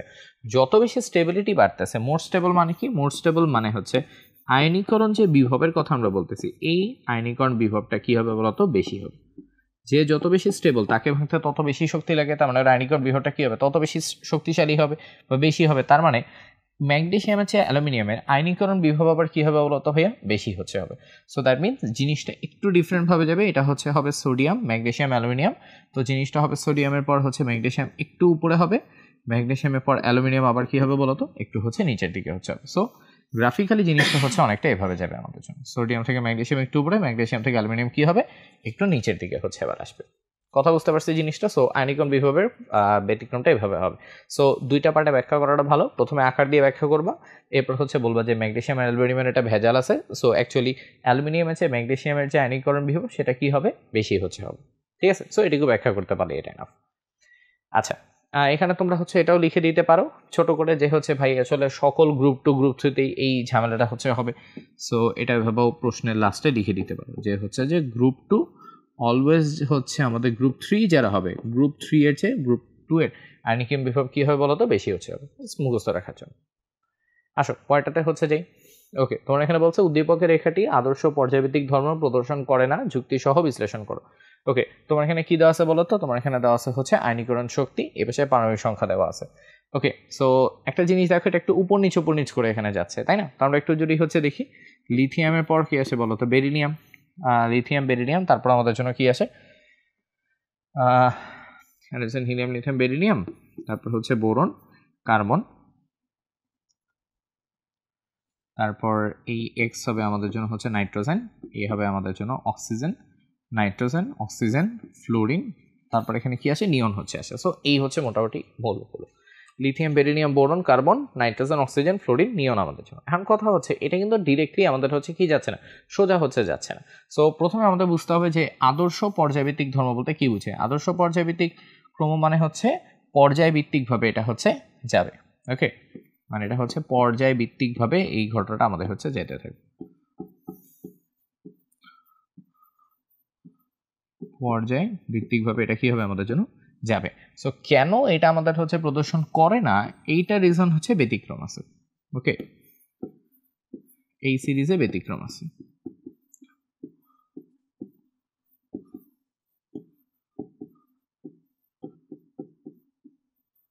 এটা হচ্ছে মেইন কথা, যে পুরো সিরিজটাতে আমাদের কি আছে বলতো, ব্যতিক্রম হচ্ছে চলে আসছে। সো আমাদের কাজ হচ্ছে আমরা হচ্ছে এই ব্যতিক্রমগুলোকে আমরা হচ্ছে বেসিক্যালি দেখবো যে হচ্ছে কেন ব্যতিক্রম আছে এবং এই ব্যতিক্রমগুলোতে কি কিভাবে কাজ করা যায়। সো এখানে ব্যতিক্রম হচ্ছে বেসিক্যালি আমাদের জন্য দুইটা, এখানে হচ্ছে দুইটা ব্যতিক্রম আছে আমাদের জন্য। সো আমরা ফার্স্টে হচ্ছে যে প্রথম ব্যতিক্রম, তো তুমি জাস্ট এইখানে বেসিক্যালি ব্যাখ্যা করবে হচ্ছে ব্যতিক্রমগুলো আমাদের হচ্ছে কি কি হচ্ছে।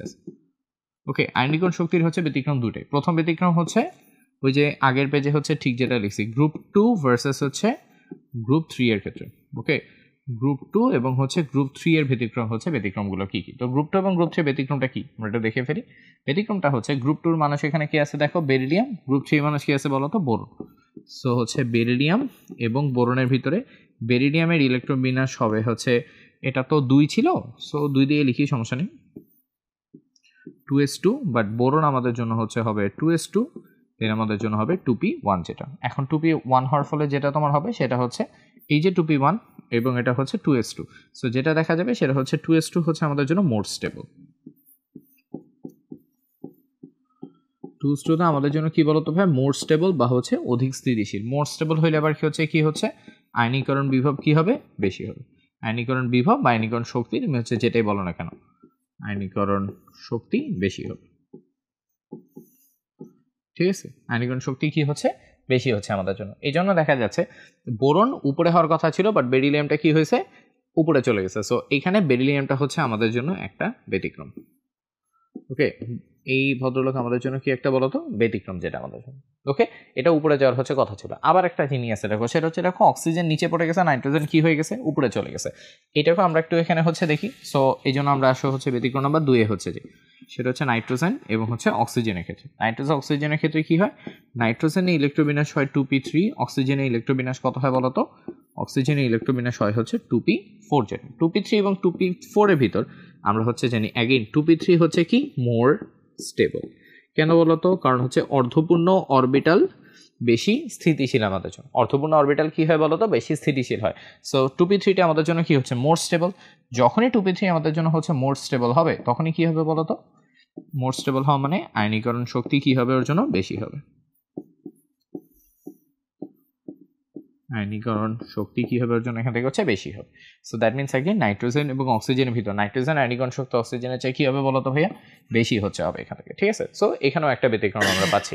যত ডানে যাচ্ছিলাম তত এই আয়নীকরণ শক্তিটা আস্তে আস্তে উপরের দিকে ওঠা উচিত ছিল, কিন্তু সামান্য ব্যতিক্রম আসছে। ব্যতিক্রমটা হচ্ছে কিরকম, বেরিলিয়াম হচ্ছে বোরনের চেয়ে উপরে চলে গেছে, নাইট্রোজেন হচ্ছে অক্সিজেনের চেয়ে কি হয়েছে, উপরে চলে গেছে। সো সেকেন্ড যেটা ব্যতিক্রম আমাদের জন্য এখানে, সেকেন্ড ব্যতিক্রম হচ্ছে এই যে এটা নাইট্রোজেন যেটা। সো ব্যতিক্রম এখানে হচ্ছে আমাদের দুইটা, একটা হচ্ছে বেরিলিয়াম, আরেকটা ব্যতিক্রম আমাদের জন্য কে বলতো এখানে, এই নাইট্রোজেনটা জন্য। তোমরা জাস্ট এই দুইটা পজিশন ব্যাখ্যা করে বলতে পারবা যে আদর্শ পর্যায়ভিত্তিক ধর্ম হলে কোনো ব্যতিক্রম থাকতো না, ক্রমাগতভাবে এইটা আমাদের হচ্ছে বাড়তে থাকতো।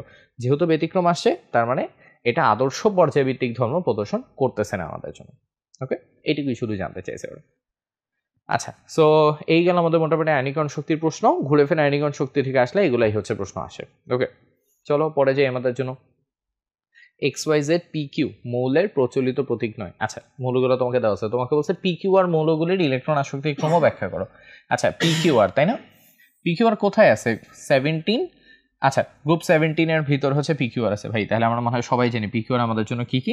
তাহলে PQR আমাদের জন্য হচ্ছে ফ্লোরিন, ক্লোরিন এবং আমাদের জন্য কি হবে বলো তো? ব্রোমিন হচ্ছে হবে। তোমাকে বলছি ইলেকট্রন আসক্তির ক্রম ব্যাখ্যা করতে হবে।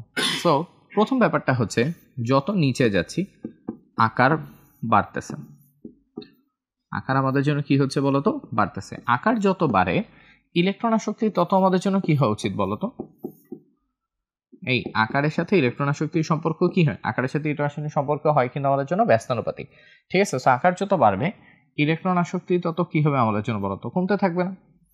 তো গ্র্যাজুয়ালি ইলেকট্রন আসক্তি আমাদের জন্য কি হবে বলতো? নিচের দিকে গেলে হচ্ছে কমতে থাকবে এখান থেকে। ঠিক আছে? সো এইভাবে আমাদের এটা হচ্ছে হওয়া উচিত যে ভাই তাহলে ক্রমটা অ্যাকচুয়ালি হচ্ছে হওয়া উচিত ছিল ফ্লোরিন, তারপর ক্লোরিন, তারপর আমাদের জন্য কি আসা হচ্ছিল? ব্রোমিন আসা হচ্ছে উচিত ছিল। কিন্তু এখানে সামান্য একটা চেঞ্জ হবে, সেটা হচ্ছে কি অ্যাগেইন একটা ব্যতিক্রম হচ্ছে আসে। ওকে, পরীক্ষায় কিন্তু শুধু ব্যতিক্রমগুলাই আসে। ওকে, এটাই জাস্ট মাথায় রাখবে।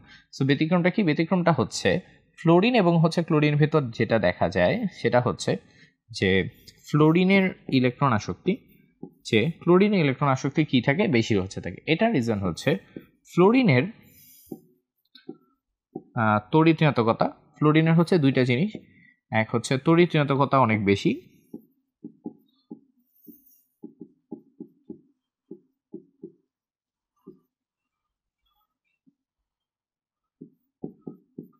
ওর তড়িৎ ঋণাত্মকতা হচ্ছে সর্বোচ্চ, এবং 2 নম্বর পয়েন্ট হচ্ছে এর আকার ছোট।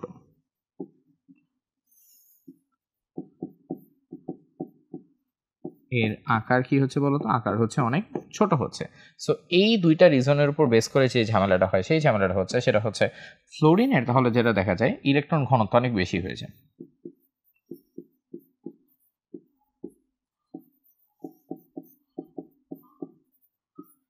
এই দুটো রিজনের জন্য ফ্লোরিন ইলেকট্রন ঘনত্ব হয়ে যায় অনেক বেশি, এবং যখনই ইলেকট্রন ঘনত্ব বেশি হয়ে যাচ্ছে তখন এটা এফেক্ট করতেছে ইলেকট্রন আসক্তিতে। সো ইলেকট্রন ঘনত্ব বেশি হয়ে যাওয়ার ফলে যেটা হয় সেটা হচ্ছে ইলেকট্রন আসক্তি কমে যায়, শক্তি কমে যাচ্ছে আমাদের জন্য। ঠিক আছে, তাহলে তোমরা দেখো ব্যাপারটা কি, সেটা হচ্ছে ক্রমটা এরকমই হচ্ছে হওয়ার কথা ছিল, কিন্তু ঝামেলাটা হচ্ছে যে ফ্লোরিন ক্লোরিনের ভিতর ফ্লোরিনের এক তড়িৎ ঋণাত্মকতা সর্বোচ্চ, এবং সেকেন্ড হচ্ছে ফ্লোরিনের আকার হচ্ছে অনেক ছোট, যার ফলে এই ফ্লোরিনে ইলেকট্রন ঘনত্ব অনেক বেশি হয়, এবং এটার ফলে ফ্লোরিনের যে ইলেকট্রন আসক্তি সেই ইলেকট্রন আসক্তি কি হচ্ছে? কমে যাচ্ছে। ফলে ইলেকট্রন কমে যাওয়ার ফলে যেটা হয় সেটা হচ্ছে এই যে ক্রমটা হচ্ছে চেঞ্জ হয়ে এরকম হচ্ছে হয়, সেটা হচ্ছে এই ফ্লোরিন ক্লোরিন ব্রোমিনের অ্যাকচুয়াল ক্রমটা আমাদের জন্য হচ্ছে আসে ক্লোরিন আসে সবার উপরে, তারপর আসে ফ্লোরিন, তারপর আমাদের জন্য কি আসে বলতো? ব্রোমিন হচ্ছে আসে। ওকে, এবং এটাকে যদি এই ভাষায় হচ্ছে আমরা লিখি, PQR এর ভিতর কি হবে? PQR এর ভিতর হবে কিউ হবে সবার আগে, তারপর হবে পি, তারপর আমাদের জন্য কি আসবে বলতো? আর হচ্ছে আসবে। ঠিক আছে, সো এই হচ্ছে বেসিক্যালি প্রশ্ন। সো ইলেকট্রন আসক্তির প্রশ্ন আসলে ব্যতিক্রমটা থেকে প্রশ্ন আসবে। সো এই ফ্লোরিন ক্লোরিন ব্রোমিনের ব্যতিক্রমটা থেকেই হচ্ছে আসবে। ওকে, আচ্ছা চলো সামনে যাই। আচ্ছা, এবার কি আস্তে আস্তে দেখো তো। আচ্ছা, গলনাঙ্কের সাথে হচ্ছে পারমাণবিক সংখ্যা যেটা। ওকে, তোমার এখানে এটা হচ্ছে যশোর বোর্ড 23-এর প্রশ্ন। CDEFG বিন্দুগুলোর ক্রম পরিবর্তনের কারণ হচ্ছে বিশ্লেষণ করো। আচ্ছা, CDEF এবং হচ্ছে জি। ঠিক আছে, আচ্ছা কি কি বলা হয়েছে আমরা একটু দেখার চেষ্টা করি তো এখানে আমাদের জন্য, যে হচ্ছে পর্যায় সারণীর হচ্ছে তৃতীয় পর্যায়ের মৌলগুলো এখানে ব্যাখ্যা করা হয়েছে। তাহলে ভাই যদি পর্যায় সারণীর তৃতীয় পর্যায়ে হয় তাহলে মৌলগুলো কি কি হতে পারে আমরা একটু চিন্তা করি। মৌলগুলো হবে হচ্ছে, এইটা আমাদের জন্য হবে হচ্ছে সোডিয়াম থেকে স্টার্ট হবে, সোডিয়াম ম্যাগনেসিয়াম, এটা হবে অ্যালুমিনিয়াম, সোডিয়াম ম্যাগনেসিয়াম অ্যালুমিনিয়ামের পর আমাদের হচ্ছে কি কি আসে বলতো? সোডিয়াম ম্যাগনেসিয়াম অ্যালুমিনিয়াম, তারপর হচ্ছে সিলিকন ফসফরাস সালফার, তারপর হচ্ছে ক্লোরিন। তার মানে এইটা হবে আমাদের জন্য সিলিকন ফসফরাস সালফার, এটা আমাদের জন্য কি আসবে বলতো? এখানে ক্লোরিন হচ্ছে আসবে। আচ্ছা, এইবার আমরা হচ্ছে মজাটা হচ্ছে দেখবো যে এদেরকে কেন এই ক্রমটা হচ্ছে এরকম উপর নিচে গেছে আমাদের জন্য। তাহলে আমরা একটু এদেরকে বসাই হচ্ছে আমরা একটু দেখি। দেখো, ফার্স্ট অফ অল অ্যালুমিনিয়ামকে একটু বোঝার চেষ্টা করো। অ্যালুমিনিয়াম হচ্ছে একটা ধাতু। অ্যালুমিনিয়াম একটা কি বলতো ভাইয়া? ধাতু। সো ধাতুর ক্ষেত্রে ওর যে তড়িৎ ঋণাত্মকতা সেটা কিন্তু হচ্ছে বেশি হবে, সো ওর গলনাঙ্ক বেশি হবে। এরপর আমরা আস্তে আস্তে হচ্ছে সিলিকনের ক্ষেত্রে। সিলিকন যে কাহিনীটা করে, সিলিকন হচ্ছে ক্যাটানেশন টাইপের সিলিকনের একটা ধর্ম হচ্ছে আছে। ওকে, সো ক্যাটানেশন ধর্মের ফলে তোমার যেটা হয় সেটা হচ্ছে সিলিকনের বিশাল একটা জালিকা তৈরি, সিলিকনে কি তৈরি হয় বলতো, সিলিকনের একটা বিশাল জালিকা হচ্ছে তৈরি হয়, যার ফলে অ্যালুমিনিয়াম চেয়ে সিলিকনের যে ধর্ম সেটা অ্যালুমিনিয়ামের চেয়ে কি হয় বলতো, বেশি হতে থাকে। ওকে, এই দুইটা ধর্মের জন্য যেটা দেখা যায় অ্যালুমিনিয়ামের চেয়ে সিলিকন কি হয়, বেশি হয়। সো এই দুইজনের ভিতর জিনিসটা হচ্ছে অ্যালুমিনিয়ামের চেয়ে সিলিকন হচ্ছে কি হবে, গলনাঙ্ক বেশি হবে। এইবার আমরা আসি হচ্ছে পরের গুলোর হচ্ছে ক্ষেত্রে। ফার্স্ট অফ অল তুমি হচ্ছে বুঝো, এই যে ফসফরাস, সালফার এবং হচ্ছে ক্লোরিন হচ্ছে এখানে আছে, এখানে একটা ব্যাপার আছে কিন্তু মাথায় রাখো, সিলিকন এই কিন্তু একটা অপধাতু। হ্যাঁ, সিলিকন আমাদের জন্য কি বলতো, সিলিকন হচ্ছে কিন্তু আমাদের জন্য একটা অপধাতু। ওকে, বাকিগুলোর ক্ষেত্রে ফসফরাস, সালফার এবং হচ্ছে ক্লোরিনের ক্ষেত্রে, ফসফরাস, সালফার, ক্লোরিন, প্রথম কথা ভাই মাথায় রাখবে, এরা সবাই হচ্ছে অধাতু। সবাই কি বলতো, অধাতু। অধাতু মিন্স তাদের ভিতর হচ্ছে কাজ করে ভ্যান্ডার ওয়ালস, তাদের ভিতর কাজ করে হচ্ছে কি বলতো, ভ্যান্ডার ওয়ালস হচ্ছে ওদের ভিতরে গিয়ে কাজ করে। তাহলে প্রথম কথাই হচ্ছে অ্যালুমিনিয়াম এবং সিলিকন আছে, এরা সবাই কম হবে। ওকে, অর্থাৎ এই যে অ্যালুমিনিয়াম এবং হচ্ছে সিলিকন যেটা ছিল না, অ্যালুমিনিয়াম এবং সিলিকন আছে, বাকি সবাই যারা আছে সবার এটা আস্তে আস্তে করে কি হবে বলতো, এটা হচ্ছে আস্তে আস্তে করে আমাদের হচ্ছে কম হবে এটা। ওকে, ফসফরাস, সালফার, ক্লোরিন এগুলো হচ্ছে এদের চেয়ে কম হবে। এখন কথা হচ্ছে এদের ভিতর ক্রমটা কীরকম হবে, এদের ভিতর ক্রমটা হচ্ছে একটু মজার, এটা একটু দেখো। ফসফরাস প্রকৃতিতে বিরাজ করে P4 হিসাবে, সালফার বিরাজ করে S8 হিসাবে, ক্লোরিন প্রকৃতিতে বিরাজ করে Cl2 হিসাবে। যেটা তাহলে তুমি আমাকে হচ্ছে বলো, অণুর সংখ্যা যত বেশি তত গলনাঙ্ক কি হবে, বেশি হবে না? ওকে, সো এদের ক্ষেত্রে কি হয়, এদের ক্ষেত্রে যেটা হয়, অণুর সংখ্যা বাড়লে,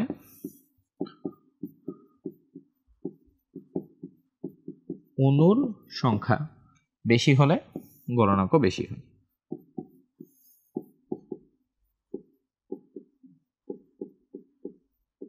অণুর সংখ্যা বেশি হলে গলনাঙ্ক বেশি হয় এখান থেকে, ঠিক আছে। সো অণুর সংখ্যা বেশি হলে যদি গলনাঙ্ক বেশি হয়, তাহলে তুমি আমাকে বলো তো এদের ভিতরে আবার কিরকম একটা ব্যাপার থাকবে। তখন আমরা এদের ভিতরে বলতে পারবো যে ভাইয়া তাহলে S8 হবে সবার উপরে, তারপর আসবে P4, সবার লাস্টে আমাদের উপরে কি আসবে বলো তো, Cl2 হচ্ছে আসবে। সো এটাই এক্স্যাক্টলি হচ্ছে হয়, S8 হয় হচ্ছে সবচেয়ে বেশি, তারপর P4, লাস্টে হচ্ছে কি আসে বলো তো, Cl2 হচ্ছে আসে। সো এই হচ্ছে ভাই গেল আমাদের হচ্ছে মোটামুটি দুইটা পার্ট। এখানে আমি এটা হচ্ছে বক্সটাকে একটু হচ্ছে দেখাই দিই, এটা মার্ক করে হচ্ছে রাখি, হ্যাঁ পিঙ্ক কালার বক্সে হচ্ছে মার্ক করে রাখি। তাহলে প্রথম ব্যাপার হচ্ছে এই দুটার ভিতরে এরকম একটা ধর্ম থাকবে। সেকেন্ড কথা হচ্ছে ধাতু অধাতু ভিতর এই বৈশিষ্ট্য হচ্ছে অলওয়েজ থাকবে, এবং লাস্ট ব্যাপার হচ্ছে এদের ভিতর আবার এরকম একটা ব্যাপার হচ্ছে এখানে অবশ্যই থাকবে এখান থেকে, ঠিক আছে। তাহলে তিনটা পার্টে হচ্ছে মোটামুটি আমাদের অ্যান্সারটা করা যায়। এগুলা ধাতু, ধাতু অবশ্যই অধাতু হচ্ছে বেশি, ধাতুর ভিতর হচ্ছে সিলিকন হচ্ছে ক্যাটায়নেশন করে বড় জালিকা তৈরি করে, এই জন্য অ্যালুমিনিয়ামের চেয়ে সিলিকন কি হয়, বেশি হয়। এদের চেয়ে এটা অবশ্যই কম হবে, কিন্তু এদের ভিতর ব্যাপার হচ্ছে যার অণু বেশি তার গলনাঙ্ক কি হচ্ছে, বেশি হবে। এই জন্য S8 হয় সবার উপরে, তারপর P4, তারপর কি আসে, Cl2 হচ্ছে আসে। এই জন্য দেখো অ্যালুমিনিয়ামের চেয়ে সিলিকন উপরে, সিলিকনের চেয়ে বাকিরা সবাই হচ্ছে নিচে, কিন্তু নিচে থাকার পরও ফসফরাসের চেয়ে আবার সালফার আবার উপরে চলে যায়, ক্লোরিন আবার কই চলে আসে, নিচে চলে আসে, ঠিক আছে। সো এই হচ্ছে আমাদের অল টোটাল হচ্ছে পার্টগুলো যেটা, ঠিক আছে। খুব ভালো একটা প্রশ্ন, 2023-এর নর্মালি কিন্তু তোমরা হচ্ছে গলনাঙ্ক পার্টটা স্কিপ করে যাও। সো কখনো গলনাঙ্ক অ্যান্সার করতে হলে কিন্তু এই ধরনের কোয়েশ্চেন অবশ্যই অ্যান্সার করে আসতে হবে এখানে, ঠিক আছে। আচ্ছা চলো তাহলে এবার আমরা সামনে যাই। ওকে, এবার আসি কি কি বলছে এখানে। আচ্ছা, AZ এবং XZ2 এই দুটোর ভিতর হচ্ছে গলনাঙ্ক কম, কোনটার গলনাঙ্ক কম সেটা হচ্ছে ব্যাখ্যা করতে হবে। চলো বের করে ফেলি। এটা হচ্ছে চট্টগ্রাম বোর্ড 23-এর প্রশ্ন। AZ এবং হচ্ছে XZ2। আচ্ছা, এ কোথায়, AZ এবং হচ্ছে XZ2। আচ্ছা, 2 এবং 1। ওকে, তার মানে আমরা মনে হয় বের করে ফেলছি। Z হচ্ছে আমাদের জন্য 17 এবং হচ্ছে 3, তার মানে হচ্ছে ক্লোরিন জেল। তার মানে প্রথমটা হচ্ছে আমাদের জন্য লিথিয়াম ক্লোরাইড, XZ2 হচ্ছে লিথিয়ামের পাশেটা, লিথিয়ামের পাশে আমাদের জন্য কে থাকে বলতো, বেরিলিয়াম, এটা আমাদের জন্য হচ্ছে বেরিলিয়াম ক্লোরাইড।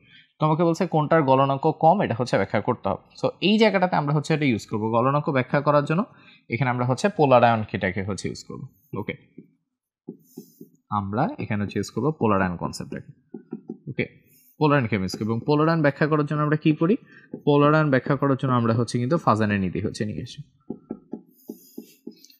ফাজানের নীতি হচ্ছে আমরা নিয়ে আসি। তো ফাজানের নীতি কি বলে, ফাজানের নীতি হচ্ছে বলে লিথিয়াম থাকে প্লাস হিসাবে, বেরিলিয়াম থাকে কি হিসেবে বলো তো ভাইয়া, +2 হিসেবে। সো +1 এবং +2 ভিতরে আমরা যেটা জানি সেটা হচ্ছে, +1 এবং +2 ভিতরে আমরা যেটা জানি সেটা হচ্ছে এটার চেয়ে এটার পোলার আয়ন ক্ষমতা কি থাকে বলো তো, বেশি থাকে। যার চার্জ বেশি তার পোলার আয়ন ক্ষমতা কি হয়, বেশি হয়। ফাজানের প্রথম রুল যেটা, যার চার্জ বেশি তার জন্য পোলার আয়ন ক্ষমতা কি হয় বলো তো ভাইয়া, বেশি হচ্ছে হয়ে থাকে, ঠিক আছে। ওকে, সো যেহেতু ওর জন্য পোলার ক্ষমতা হচ্ছে বেশি, তাহলে সমযোজী বৈশিষ্ট্য কার জন্য হচ্ছে বেশি? ওটার জন্য হচ্ছে বেশি হবে। তাহলে আমরা কয়েকটা পার্টে হচ্ছে ভাগ করি। প্রথমটা হচ্ছে পোলার আয়ন, সেকেন্ডটা হচ্ছে ভাই, তাহলে সমযোজীর জন্য কি হবে, আর লাস্টে হচ্ছে তাহলে হচ্ছে গলনাঙ্কের জন্য হচ্ছে কি হবে। ওকে, তাহলে সবাই আমরা এখান থেকে লিখে ফেলি। তো প্রথম কথা হচ্ছে সমযোজী বৈশিষ্ট্যের ক্ষেত্রে কি হবে, দেখো সমযোজী বৈশিষ্ট্যের ক্ষেত্রে হচ্ছে লিথিয়াম ক্লোরাইড এবং বেরিলিয়াম ক্লোরাইডের ভিতর লিথিয়ামের চেয়ে বেরিলিয়ামের যে সমযোজী বৈশিষ্ট্য সেটা কি হবে বলতো, বেশি হবে। অ্যান্ড ফাইনালি যখন আমরা হচ্ছে গলনাঙ্কের কথা বলবো, সমযোজী বৈশিষ্ট্য যদি ওই দিকে যায় তাহলে আমাকে বলো গলনাঙ্ক কার ক্ষেত্রে বেশি হয়? যে আয়নিক তার ক্ষেত্রে বেশি হয় না? সো এখানে এক্স্যাক্টলি ওই জিনিসটাই ঘটবে, যে হচ্ছে যেহেতু সমযোজী বৈশিষ্ট্য বেরিলিয়ামের বেশি, তাহলে গলনাঙ্ক কার বেশি বলো তো? লিথিয়াম ক্লোরাইডের হচ্ছে বেশি হবে এখানে। ঠিক আছে, সো এটাই হচ্ছে রুল। কেন হচ্ছে এজেড এবং এক্সেড-2 ভিতর আমরা বলতে পারি যে লিথিয়াম ক্লোরাইডের যে গলনাঙ্ক সেটা বেরিলিয়াম ক্লোরাইড অপেক্ষা বেশি হবে, এবং কম কার হবে? কম হবে হচ্ছে বেরিলিয়াম ক্লোরাইডের জন্য। ওকে, ইজি একটা প্রশ্ন, পোলার আয়ন এবং হচ্ছে ফাজনের নীতি থেকে সিম্পলি ধরে অ্যান্সার করে ফেলা যায়। ওকে, আচ্ছা, আই গেস তোমরা সবাই হচ্ছে বুঝতে পারছো। তাহলে দেখো গলনাঙ্কে দুইটা পার্ট প্রশ্ন আসে, একটা হচ্ছে যৌগের গলনাঙ্ক, একটা হচ্ছে কিন্তু আমাদের জন্য হচ্ছে মৌলগুলোর হচ্ছে নিজেদের ভিতরকার গলনাঙ্ক ছিল। ওকে, দুইটা পার্ট থেকে প্রশ্ন অ্যান্সার করা যায়। আসো তারপর আমরা হচ্ছে যে এখানে ABCD, তোমার এখানে বলছে উদ্দীপকের মৌলগুলোর তড়িৎ-ঋণাত্মকতার ক্রমের সাথে ইলেকট্রন আসক্তির ক্রমটা হচ্ছে ব্যতিক্রম, এটা হচ্ছে ব্যাখ্যা করো। ওকে, এটা হচ্ছে 17 এবং হচ্ছে গ্রুপ। আচ্ছা, তার মানে 17 কিংবা যদি গ্রুপ হয় ভাইয়া, তাহলে আমরা মনে হয় সবাই জানি ক্রমগুলো হচ্ছে কি কি হবে। প্রথমটা হচ্ছে আমাদের জন্য ফ্লোরিন, ব্রোমিন, এবং এটা আমাদের জন্য কি হবে বলতে হবে? আয়োডিন হচ্ছে হবে। ওকে, সো দুইটা পার্ট এখানে ওরা চাইছে, একটা হচ্ছে ইলেকট্রন আসক্তি, দুইটা হচ্ছে তড়িৎ-ঋণাত্মকতা।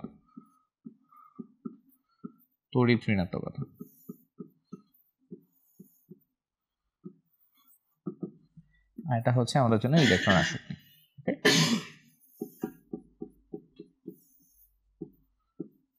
আচ্ছা, ফার্স্ট অফ অল ভাই ছোট্ট করে হচ্ছে কারণটা হচ্ছে লিখে দিই। তড়িৎ-ঋণাত্মকতার ক্ষেত্রে ব্যাপার হচ্ছে আকার ছোট হলে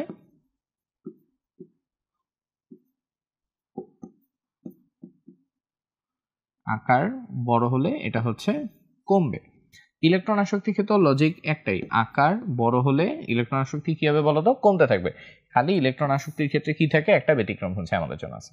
তাহলে ফার্স্ট অফ অল হচ্ছে যখন আমরা হচ্ছে তড়িৎ-ঋণাত্মকতাটাকে হচ্ছে আমরা বিচার করতেছি, ওকে, তড়িৎ-ঋণাত্মকতাকে কিন্তু বলা হয় ইলেকট্রোনেগেটিভিটি, ঠিক আছে। আর ইলেকট্রন আসক্তিকে বলা হয় হচ্ছে ইলেকট্রন অ্যাফিনিটি, যেটা হচ্ছে EN এবং হচ্ছে EF দিয়ে হচ্ছে বলা হয়। তো তার মানে আমরা যখন ইলেকট্রোনেগেটিভিটির কথা বলতেছি, নেগেটিভিটির কথা হচ্ছে কি আসবে? আকার বড় হলে মান কি হয়? ধীরে ধীরে কমতে থাকে। আকার বড় হলে মানগুলো ধীরে ধীরে কি হয় আমাদের জন্য? কমতে থাকে। তাহলে আকার বড় হলে কি হবে? Fluorine, bromine, iodine. তোমরা জানো এই দুটোর ভিতর আমাদের আকার সবচেয়ে বড়, কার আয়োডিনের আকার সবচেয়ে বড়। তাহলে মান যত ওদিকে যাবে মান তত আমাদের জন্য কি হয়? কমতে থাকে। ঠিক আছে, কোনো সমস্যা নেই।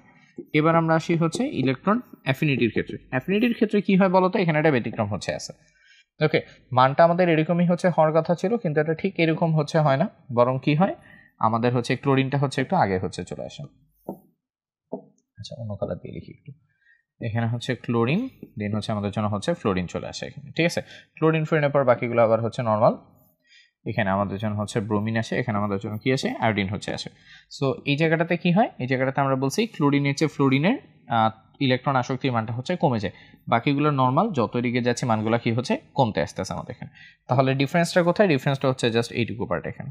ঠিক আছে, এইটুকুই হচ্ছে আমাদের জন্য ব্যতিক্রম। যায় জাস্ট পরীক্ষার খাতায় এইটুকু লিখে জাস্ট লিখে দেবা যে স্যার এই জায়গাটাই হচ্ছে আমাদের জন্য ব্যতিক্রম। যায় ওকে, এটাই আমাদের জন্য কি বলতো? ব্যতিক্রম। কেন ব্যতিক্রম? জাস্ট আগের প্রশ্নটাতে হচ্ছে আলোচনা করা হয়েছে। ঠিক আছে, এই যে আগের প্রশ্নটাতে আমরা এখানে হচ্ছে আলোচনা করছি এখানে। ঠিক আছে, যে কেন এটা হচ্ছে আমাদের জন্য ব্যতিক্রম হয়।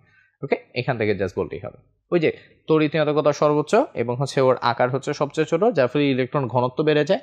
ঘনত্ব বেড়ে গেলে ওর ইলেকট্রন আসক্তি কি হচ্ছে? কমে যাচ্ছে। সো এই হচ্ছে মোটামুটি জিনিসের। ঠিক আছে, এগুলা ব্যাখ্যা করলেই হবে। এরপর চলো আসি আমরা এখানে। আচ্ছা, এই প্রশ্নটা আমি হচ্ছে বেসিক্যালি নিয়েছি অক্সাইডের ধর্ম পড়ানোর জন্য, বাট হলিক্রস কলেজের একটা প্রশ্ন, বিকজ এটা হচ্ছে আমার কাছে মনে হয়েছে প্রশ্নটা খুব ক্রিয়েটিভ এখান থেকে। ঠিক আছে, সো ক্রিয়েটিভ প্রশ্নের জন্য এটা আমাদের এখানে জাস্ট অ্যান্সার পায়, জায়গা পেয়েছে আর কি। সো এখানে বলছে VWXYZ দ্বিতীয় পর্যায়ের মৌল, তোমাকে বলছে VXY, এই তিনটা মৌলের জন্য তোমাকে অক্সাইডের প্রকৃতি হচ্ছে বের করতে বলছে। তাহলে আসলে হিসাব করে ফেলি VX এবং হচ্ছে Y। তোমরা এখানে বলা হয়েছে X এর শেষ ইলেকট্রনের 4টা কোয়ান্টাম সংখ্যার মান হচ্ছে এত, এইটা হচ্ছে টোটাল 4টা কোয়ান্টাম সংখ্যার হচ্ছে মান। তাহলে আমরা এখান থেকে কি কি বের করতে পারি? এটা আমরা একটু হচ্ছে লিখবো। ওরা বলছে যে পি মানে 0 আসলে এটাকে আমরা পি ওয়াই ধরবো এবং প্রথম ইলেকট্রনটাকে আমরা হচ্ছে হাফ ধরবো। এটার মানে কি বলতো, লাস্ট ইলেকট্রন, আর এটা খেয়াল করে দেখো এটা কিন্তু হচ্ছে শেষ ইলেকট্রনটা। তাহলে 2 1 মানে কি বলতো, 2 মানে হচ্ছে 2, 1 মানে হচ্ছে কি বলতো পি। তোমার এখানে 0 ধরলে কি বলতে বলছে ওয়াই, তার মানে এটা হচ্ছে 2p ওয়াই এর জন্য, এবং ইলেকট্রন কোনটা বলতো হাফ, এখানে হচ্ছে 1। সো এটা হচ্ছে 2p ওয়াই 1 আমাদের জন্য। সো এইটা যদি লাস্ট ইলেকট্রন হয়, এইটা যদি লাস্ট হয় তাহলে আমরা কি আগেরগুলো বানাইতে পারবো না?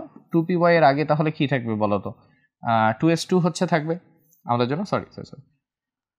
আচ্ছা 2p ওয়াই এর আগে আমাদের জন্য কি থাকবে বলতো, 2p হলুদ দিয়ে লিখি, এটা দেখাই যাচ্ছে। আচ্ছা 2p y1 এর আগে আমাদের তাহলে কি থাকবে, এটা 2p x1 থাকবে। 2p x1 এর আগে আমাদের জন্য কি থাকবে, এটা 2s2 থাকবে। 2s2 এর আগে আমাদের জন্য এটা কি থাকবে বলতো, 1s2 হচ্ছে থাকবে। যদি 1s2 হয় তাহলে মৌলটার নাম কি হবে বলতো, এটা যদি মৌল হয় তাহলে কি 1s2 2s2 2p2, তার মানে এটা আমাদের জন্য কি হচ্ছে কার্বন না বলতো। এইটা আমাদের জন্য তাহলে কি আসতেছে কার্বন। তাহলে আমাদের এখানে তাহলে এক্স যদি আমাদের জন্য কার্বন হয় তাহলে ওয়াই আমাদের জন্য কি হবে বলতো, কার্বনের পর কি আসে, কার্বনের পর আমাদের কাছে কি আছে, কার্বন নাইট্রোজেন অক্সিজেন। সো এখানে কি আসবে বলতো, নাইট্রোজেন হচ্ছে আসবে। কার্বনের আগেরটা আমাদের জন্য কি ছিল বলতো, কার্বন ছিল 12 আগের ঘর আমাদের জন্য কার্বন ছিল হচ্ছে 6 আগে আমাদের ছিল হচ্ছে কি এখান থেকে 5 আগে আমাদের জন্য কি ছিল এখানে বেরিলিয়াম হচ্ছে এখান থেকে ছিল, তাই না? আচ্ছা আমি একটু শিওর হয়ে নিই, এটা তো কার্বন, তাহলে এখানে শিওর কার্বন নাইট্রোজেন অক্সিজেন। আচ্ছা hydrogen helium lithium beryllium boron carbon, ঠিক আছে। এটা আমাদের জন্য হচ্ছে বেরিলিয়াম, এটা আমাদের জন্য হচ্ছে বোরন, তারপর কার্বন নাইট্রোজেন অক্সিজেন, এটা হচ্ছে আমাদের জন্য অক্সিজেন, তারপর হচ্ছে ফ্লোরিন নিয়ন আমাদের জন্য। সো এই হচ্ছে মোটামুটি ধর্ম।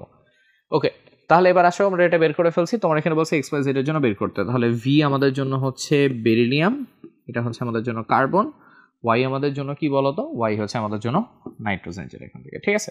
সো তোমার এখানে প্রশ্ন হচ্ছে যে ভাই এই যে তিনজন আছে, তিনজনের জন্য অক্সাইডের প্রকৃতি হচ্ছে ব্যাখ্যা করতে হবে আমাদের এখানে, ঠিক আছে। আচ্ছা আমাদের জন্য কি করতে হবে, এখানে হচ্ছে অক্সাইডের প্রকৃতিগুলোকে ব্যাখ্যা করতে হবে। তাহলে আসো আমরা ব্যাখ্যা করে ফেলি। ফার্স্ট অফ অল বেরিলিয়ামের জন্য আসো, বেরিলিয়ামের জন্য অক্সাইড হবে হচ্ছে বেরিলিয়াম অক্সাইড।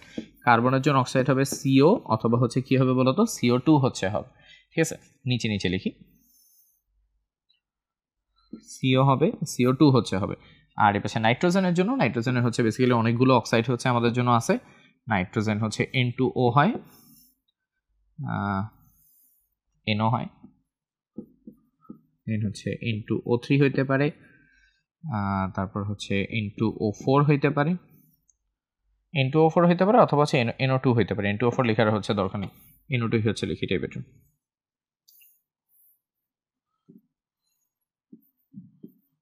NO2 হইতে পারে, আর লাস্টেটা আমাদের জন্য কি হতে পারে বলতো, N2O5 হচ্ছে আমাদের জন্য হইতে পারে। আচ্ছা সো এখানে বেসিক্যালি হচ্ছে অক্সাইডগুলোর কিন্তু অনেকগুলো ঝামেলা হচ্ছে চলে আসছে আমাদের এখানে, ঠিক আছে। আচ্ছা সো এই যে এতগুলো অক্সাইড আছে, আমরা এদিকে একটু ক্যারেক্টারগুলোকে একটু হচ্ছে দেখার চেষ্টা করি। এটা একটু অদ্ভুত একটা প্রশ্ন, একটু জটিল একটা প্রশ্ন, এই জন্যই আমি তোমাদের এটা হচ্ছে একটু রাখছি। সেটা হচ্ছে বেরিলিয়াম অক্সাইড কিন্তু তুমি চিন্তা করে হচ্ছে দেখো বেরিলিয়ামের নিচে হচ্ছে তোমার কে কে থাকে। হ্যাঁ বেরিলিয়ামের নিচে আমাদের হচ্ছে কে কে থাকে, ম্যাগনেসিয়াম আছে, নিচে আমাদের জন্য কি আছে বলতো, ক্যালসিয়াম আছে। ম্যাগনেসিয়াম যে অক্সাইডটা এটা হচ্ছে আমাদের জন্য কিন্তু হাইড্রোক্সাইড হয়ে যায়। ওকে ক্যালসিয়ামের যে অক্সাইডটা সেটা আমাদের জন্য কিন্তু কি হয় বলতো, হাইড্রোক্সাইড হয়ে যায়। কিন্তু বেরিলিয়ামের ক্ষেত্রে কিন্তু এটা হয় না। বেরিলিয়ামের ক্ষেত্রে ও হচ্ছে উভধর্মী অবস্থায় হচ্ছে থাকে। বেরিলিয়াম আমাদের জন্য কি হয় বলতো, সে আমাদের জন্য হচ্ছে উভধর্মী অবস্থার ভিতরে সে হচ্ছে থাকে। সো আমি এটা তোমাদেরকে হচ্ছে দেখাই দিই। বেরিলিয়ামের সাথে আমি দুইটা রিয়াকশনই হচ্ছে এখানে একটু দিয়ে দিই। হ্যাঁ বেরিলিয়ামের সাথে আমরা যদি HCl কে রিয়াক্ট করাই, বেরিলিয়ামের সাথে যদি আমরা হচ্ছে সোডিয়াম হাইড্রোক্সাইডকে রিয়েক্ট করাই, দুই ক্ষেত্রে হচ্ছে কি হয় একটু দেখো। বেরিলিয়ামের সাথে HCl এর রিয়েকশন করাইলে আমরা হচ্ছে পাবো BeCl2, আবার বেরিলিয়ামের সাথে তুমি যদি সোডিয়াম হাইড্রোক্সাইডের রিয়েকশন করো তাহলে তুমি পাবো এখানে সোডিয়াম হচ্ছে বেরিলিয়ামের মতো একটা যৌগ হচ্ছে আসবে। তো এটা ছিল NaAlO2, এখানে আসবে হচ্ছে NaAlO2, সো NaBe, তাহলে ওর কয়টা লাগবে বলো তো, O3 হচ্ছে লাগবে আমাদের এখানে, ঠিক আছে। সো এরকম একটা যৌগ হচ্ছে আমাদের এখানে আসবে, ঠিক আছে। NaAlO2 মতো এখানে হচ্ছে সোডিয়াম বেরিলিয়ামের মতো একটা যৌগ হচ্ছে আসবে। সো এই ভদ্রলোক হচ্ছে উভধর্মী ভূমিকা সে হচ্ছে পালন করে।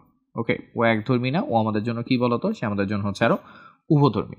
CO এবং CO2 ভিতরে এবার আমরা হচ্ছে আসি।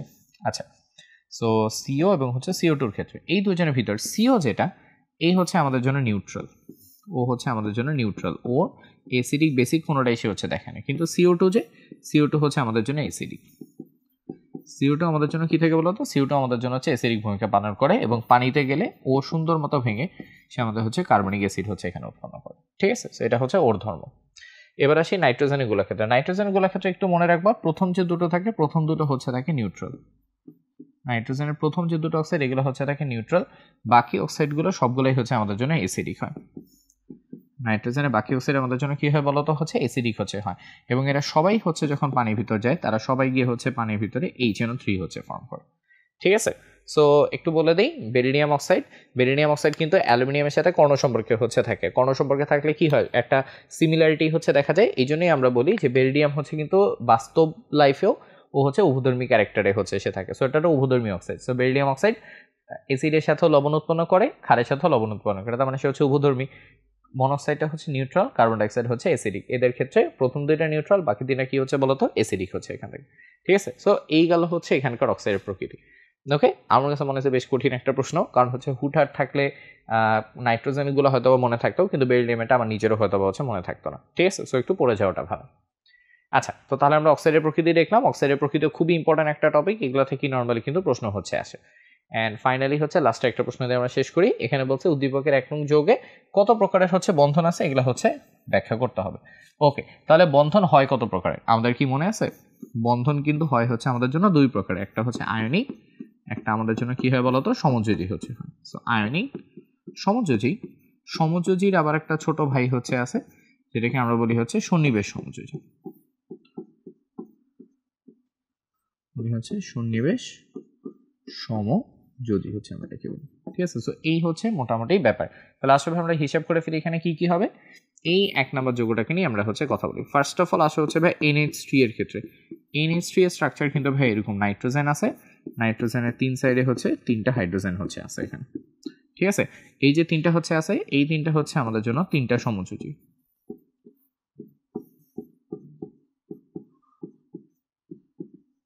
এটা হচ্ছে আমাদের জন্য 3টা সমযোজী বন্ধন হচ্ছে এখানে আছে। এবার হচ্ছে দেখো NH3 সিলভারের সাথে এখানে হচ্ছে যুক্ত হয়ে আছে। কিভাবে সিলভারের সাথে যুক্ত হয়ে থাকে দেখো, এই যে NH3 এবং এই পাশে হচ্ছে আমাদের জন্য আরেকটা NH3 হচ্ছে আছে এখানে।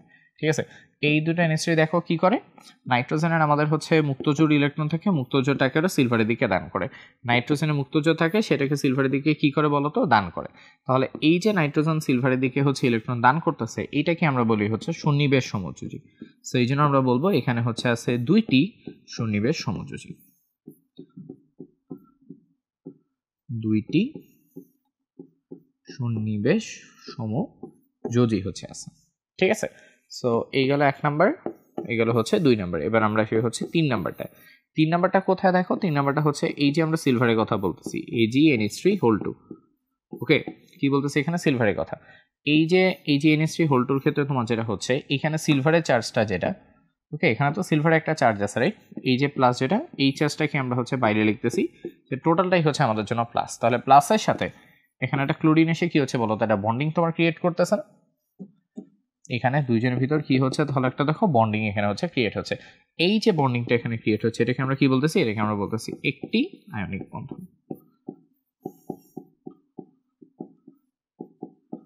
বলতেছি একটি আয়নিক বন্ধন আমাদের জন্য।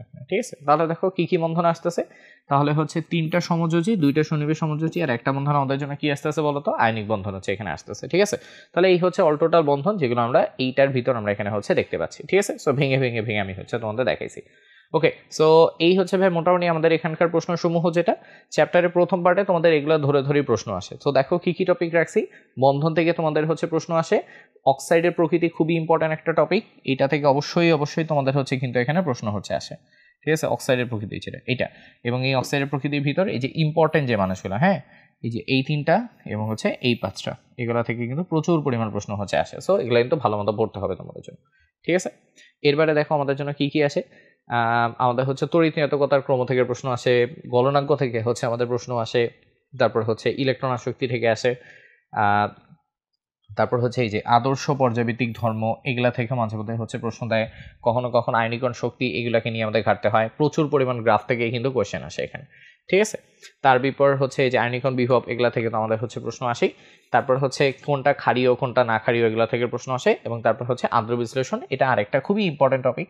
এইটা থেকেও আমাদের কিন্তু প্রচুর পরিমাণ হচ্ছে প্রশ্ন এখানে আসতে থাকে, ঠিক আছে। সো এই হচ্ছে মোটামুটি আমাদের দেখার পার্টগুলো যেটা, এই সাথে তোমাদের যে ক্লাসটাও কিন্তু আমাদের এখানে হচ্ছে শেষ হয়ে যাচ্ছে। সো এটা ছিল আমাদের হচ্ছে প্রথম পার্ট যেটা। নেক্সট পার্টটাতে আমরা তোমাদের সাথে ডেডিকেটেডলি হাইব্রিডাইজেশন, ফাজানের নীতি, পোলার, ওই টপিকগুলোরই আমরা তোমাদের সাথে কথা বলবো, ঠিক আছে। আপাতত যেটাই প্রশ্ন দেখাইছি প্রশ্নগুলো অবশ্যই হচ্ছে প্র্যাকটিস করবা এবং আসলে এগুলো ভিতর থেকে আসবে। সো যে কোনো টাইমে বসে এই লেকচারটা তোমরা যদি দেখো, এই 10টা সৃজনশীলের ভিতর তোমাদের কিন্তু চ্যাপ্টারে ইম্পর্টেন্ট অনেক সৃজনশীল যেগুলো বোর্ডে আসছে সেগুলো কিন্তু কভার করা হয়ে গেছে এখানে, ঠিক আছে। সো একটু ঠান্ডা মাথায় তোমরা যদি প্র্যাকটিস করো তাহলে দেখবে দিন শেষ হচ্ছে তোমাদের জন্য কিন্তু উপকার হবে। ওকে, তাহলে আজকের মতো ক্লাসটা আমরা এখানেই শেষ করছি। আবারও নেক্সট কোনো ক্লাসে আবারও তোমাদের সাথে দেখা হয়ে যাবে।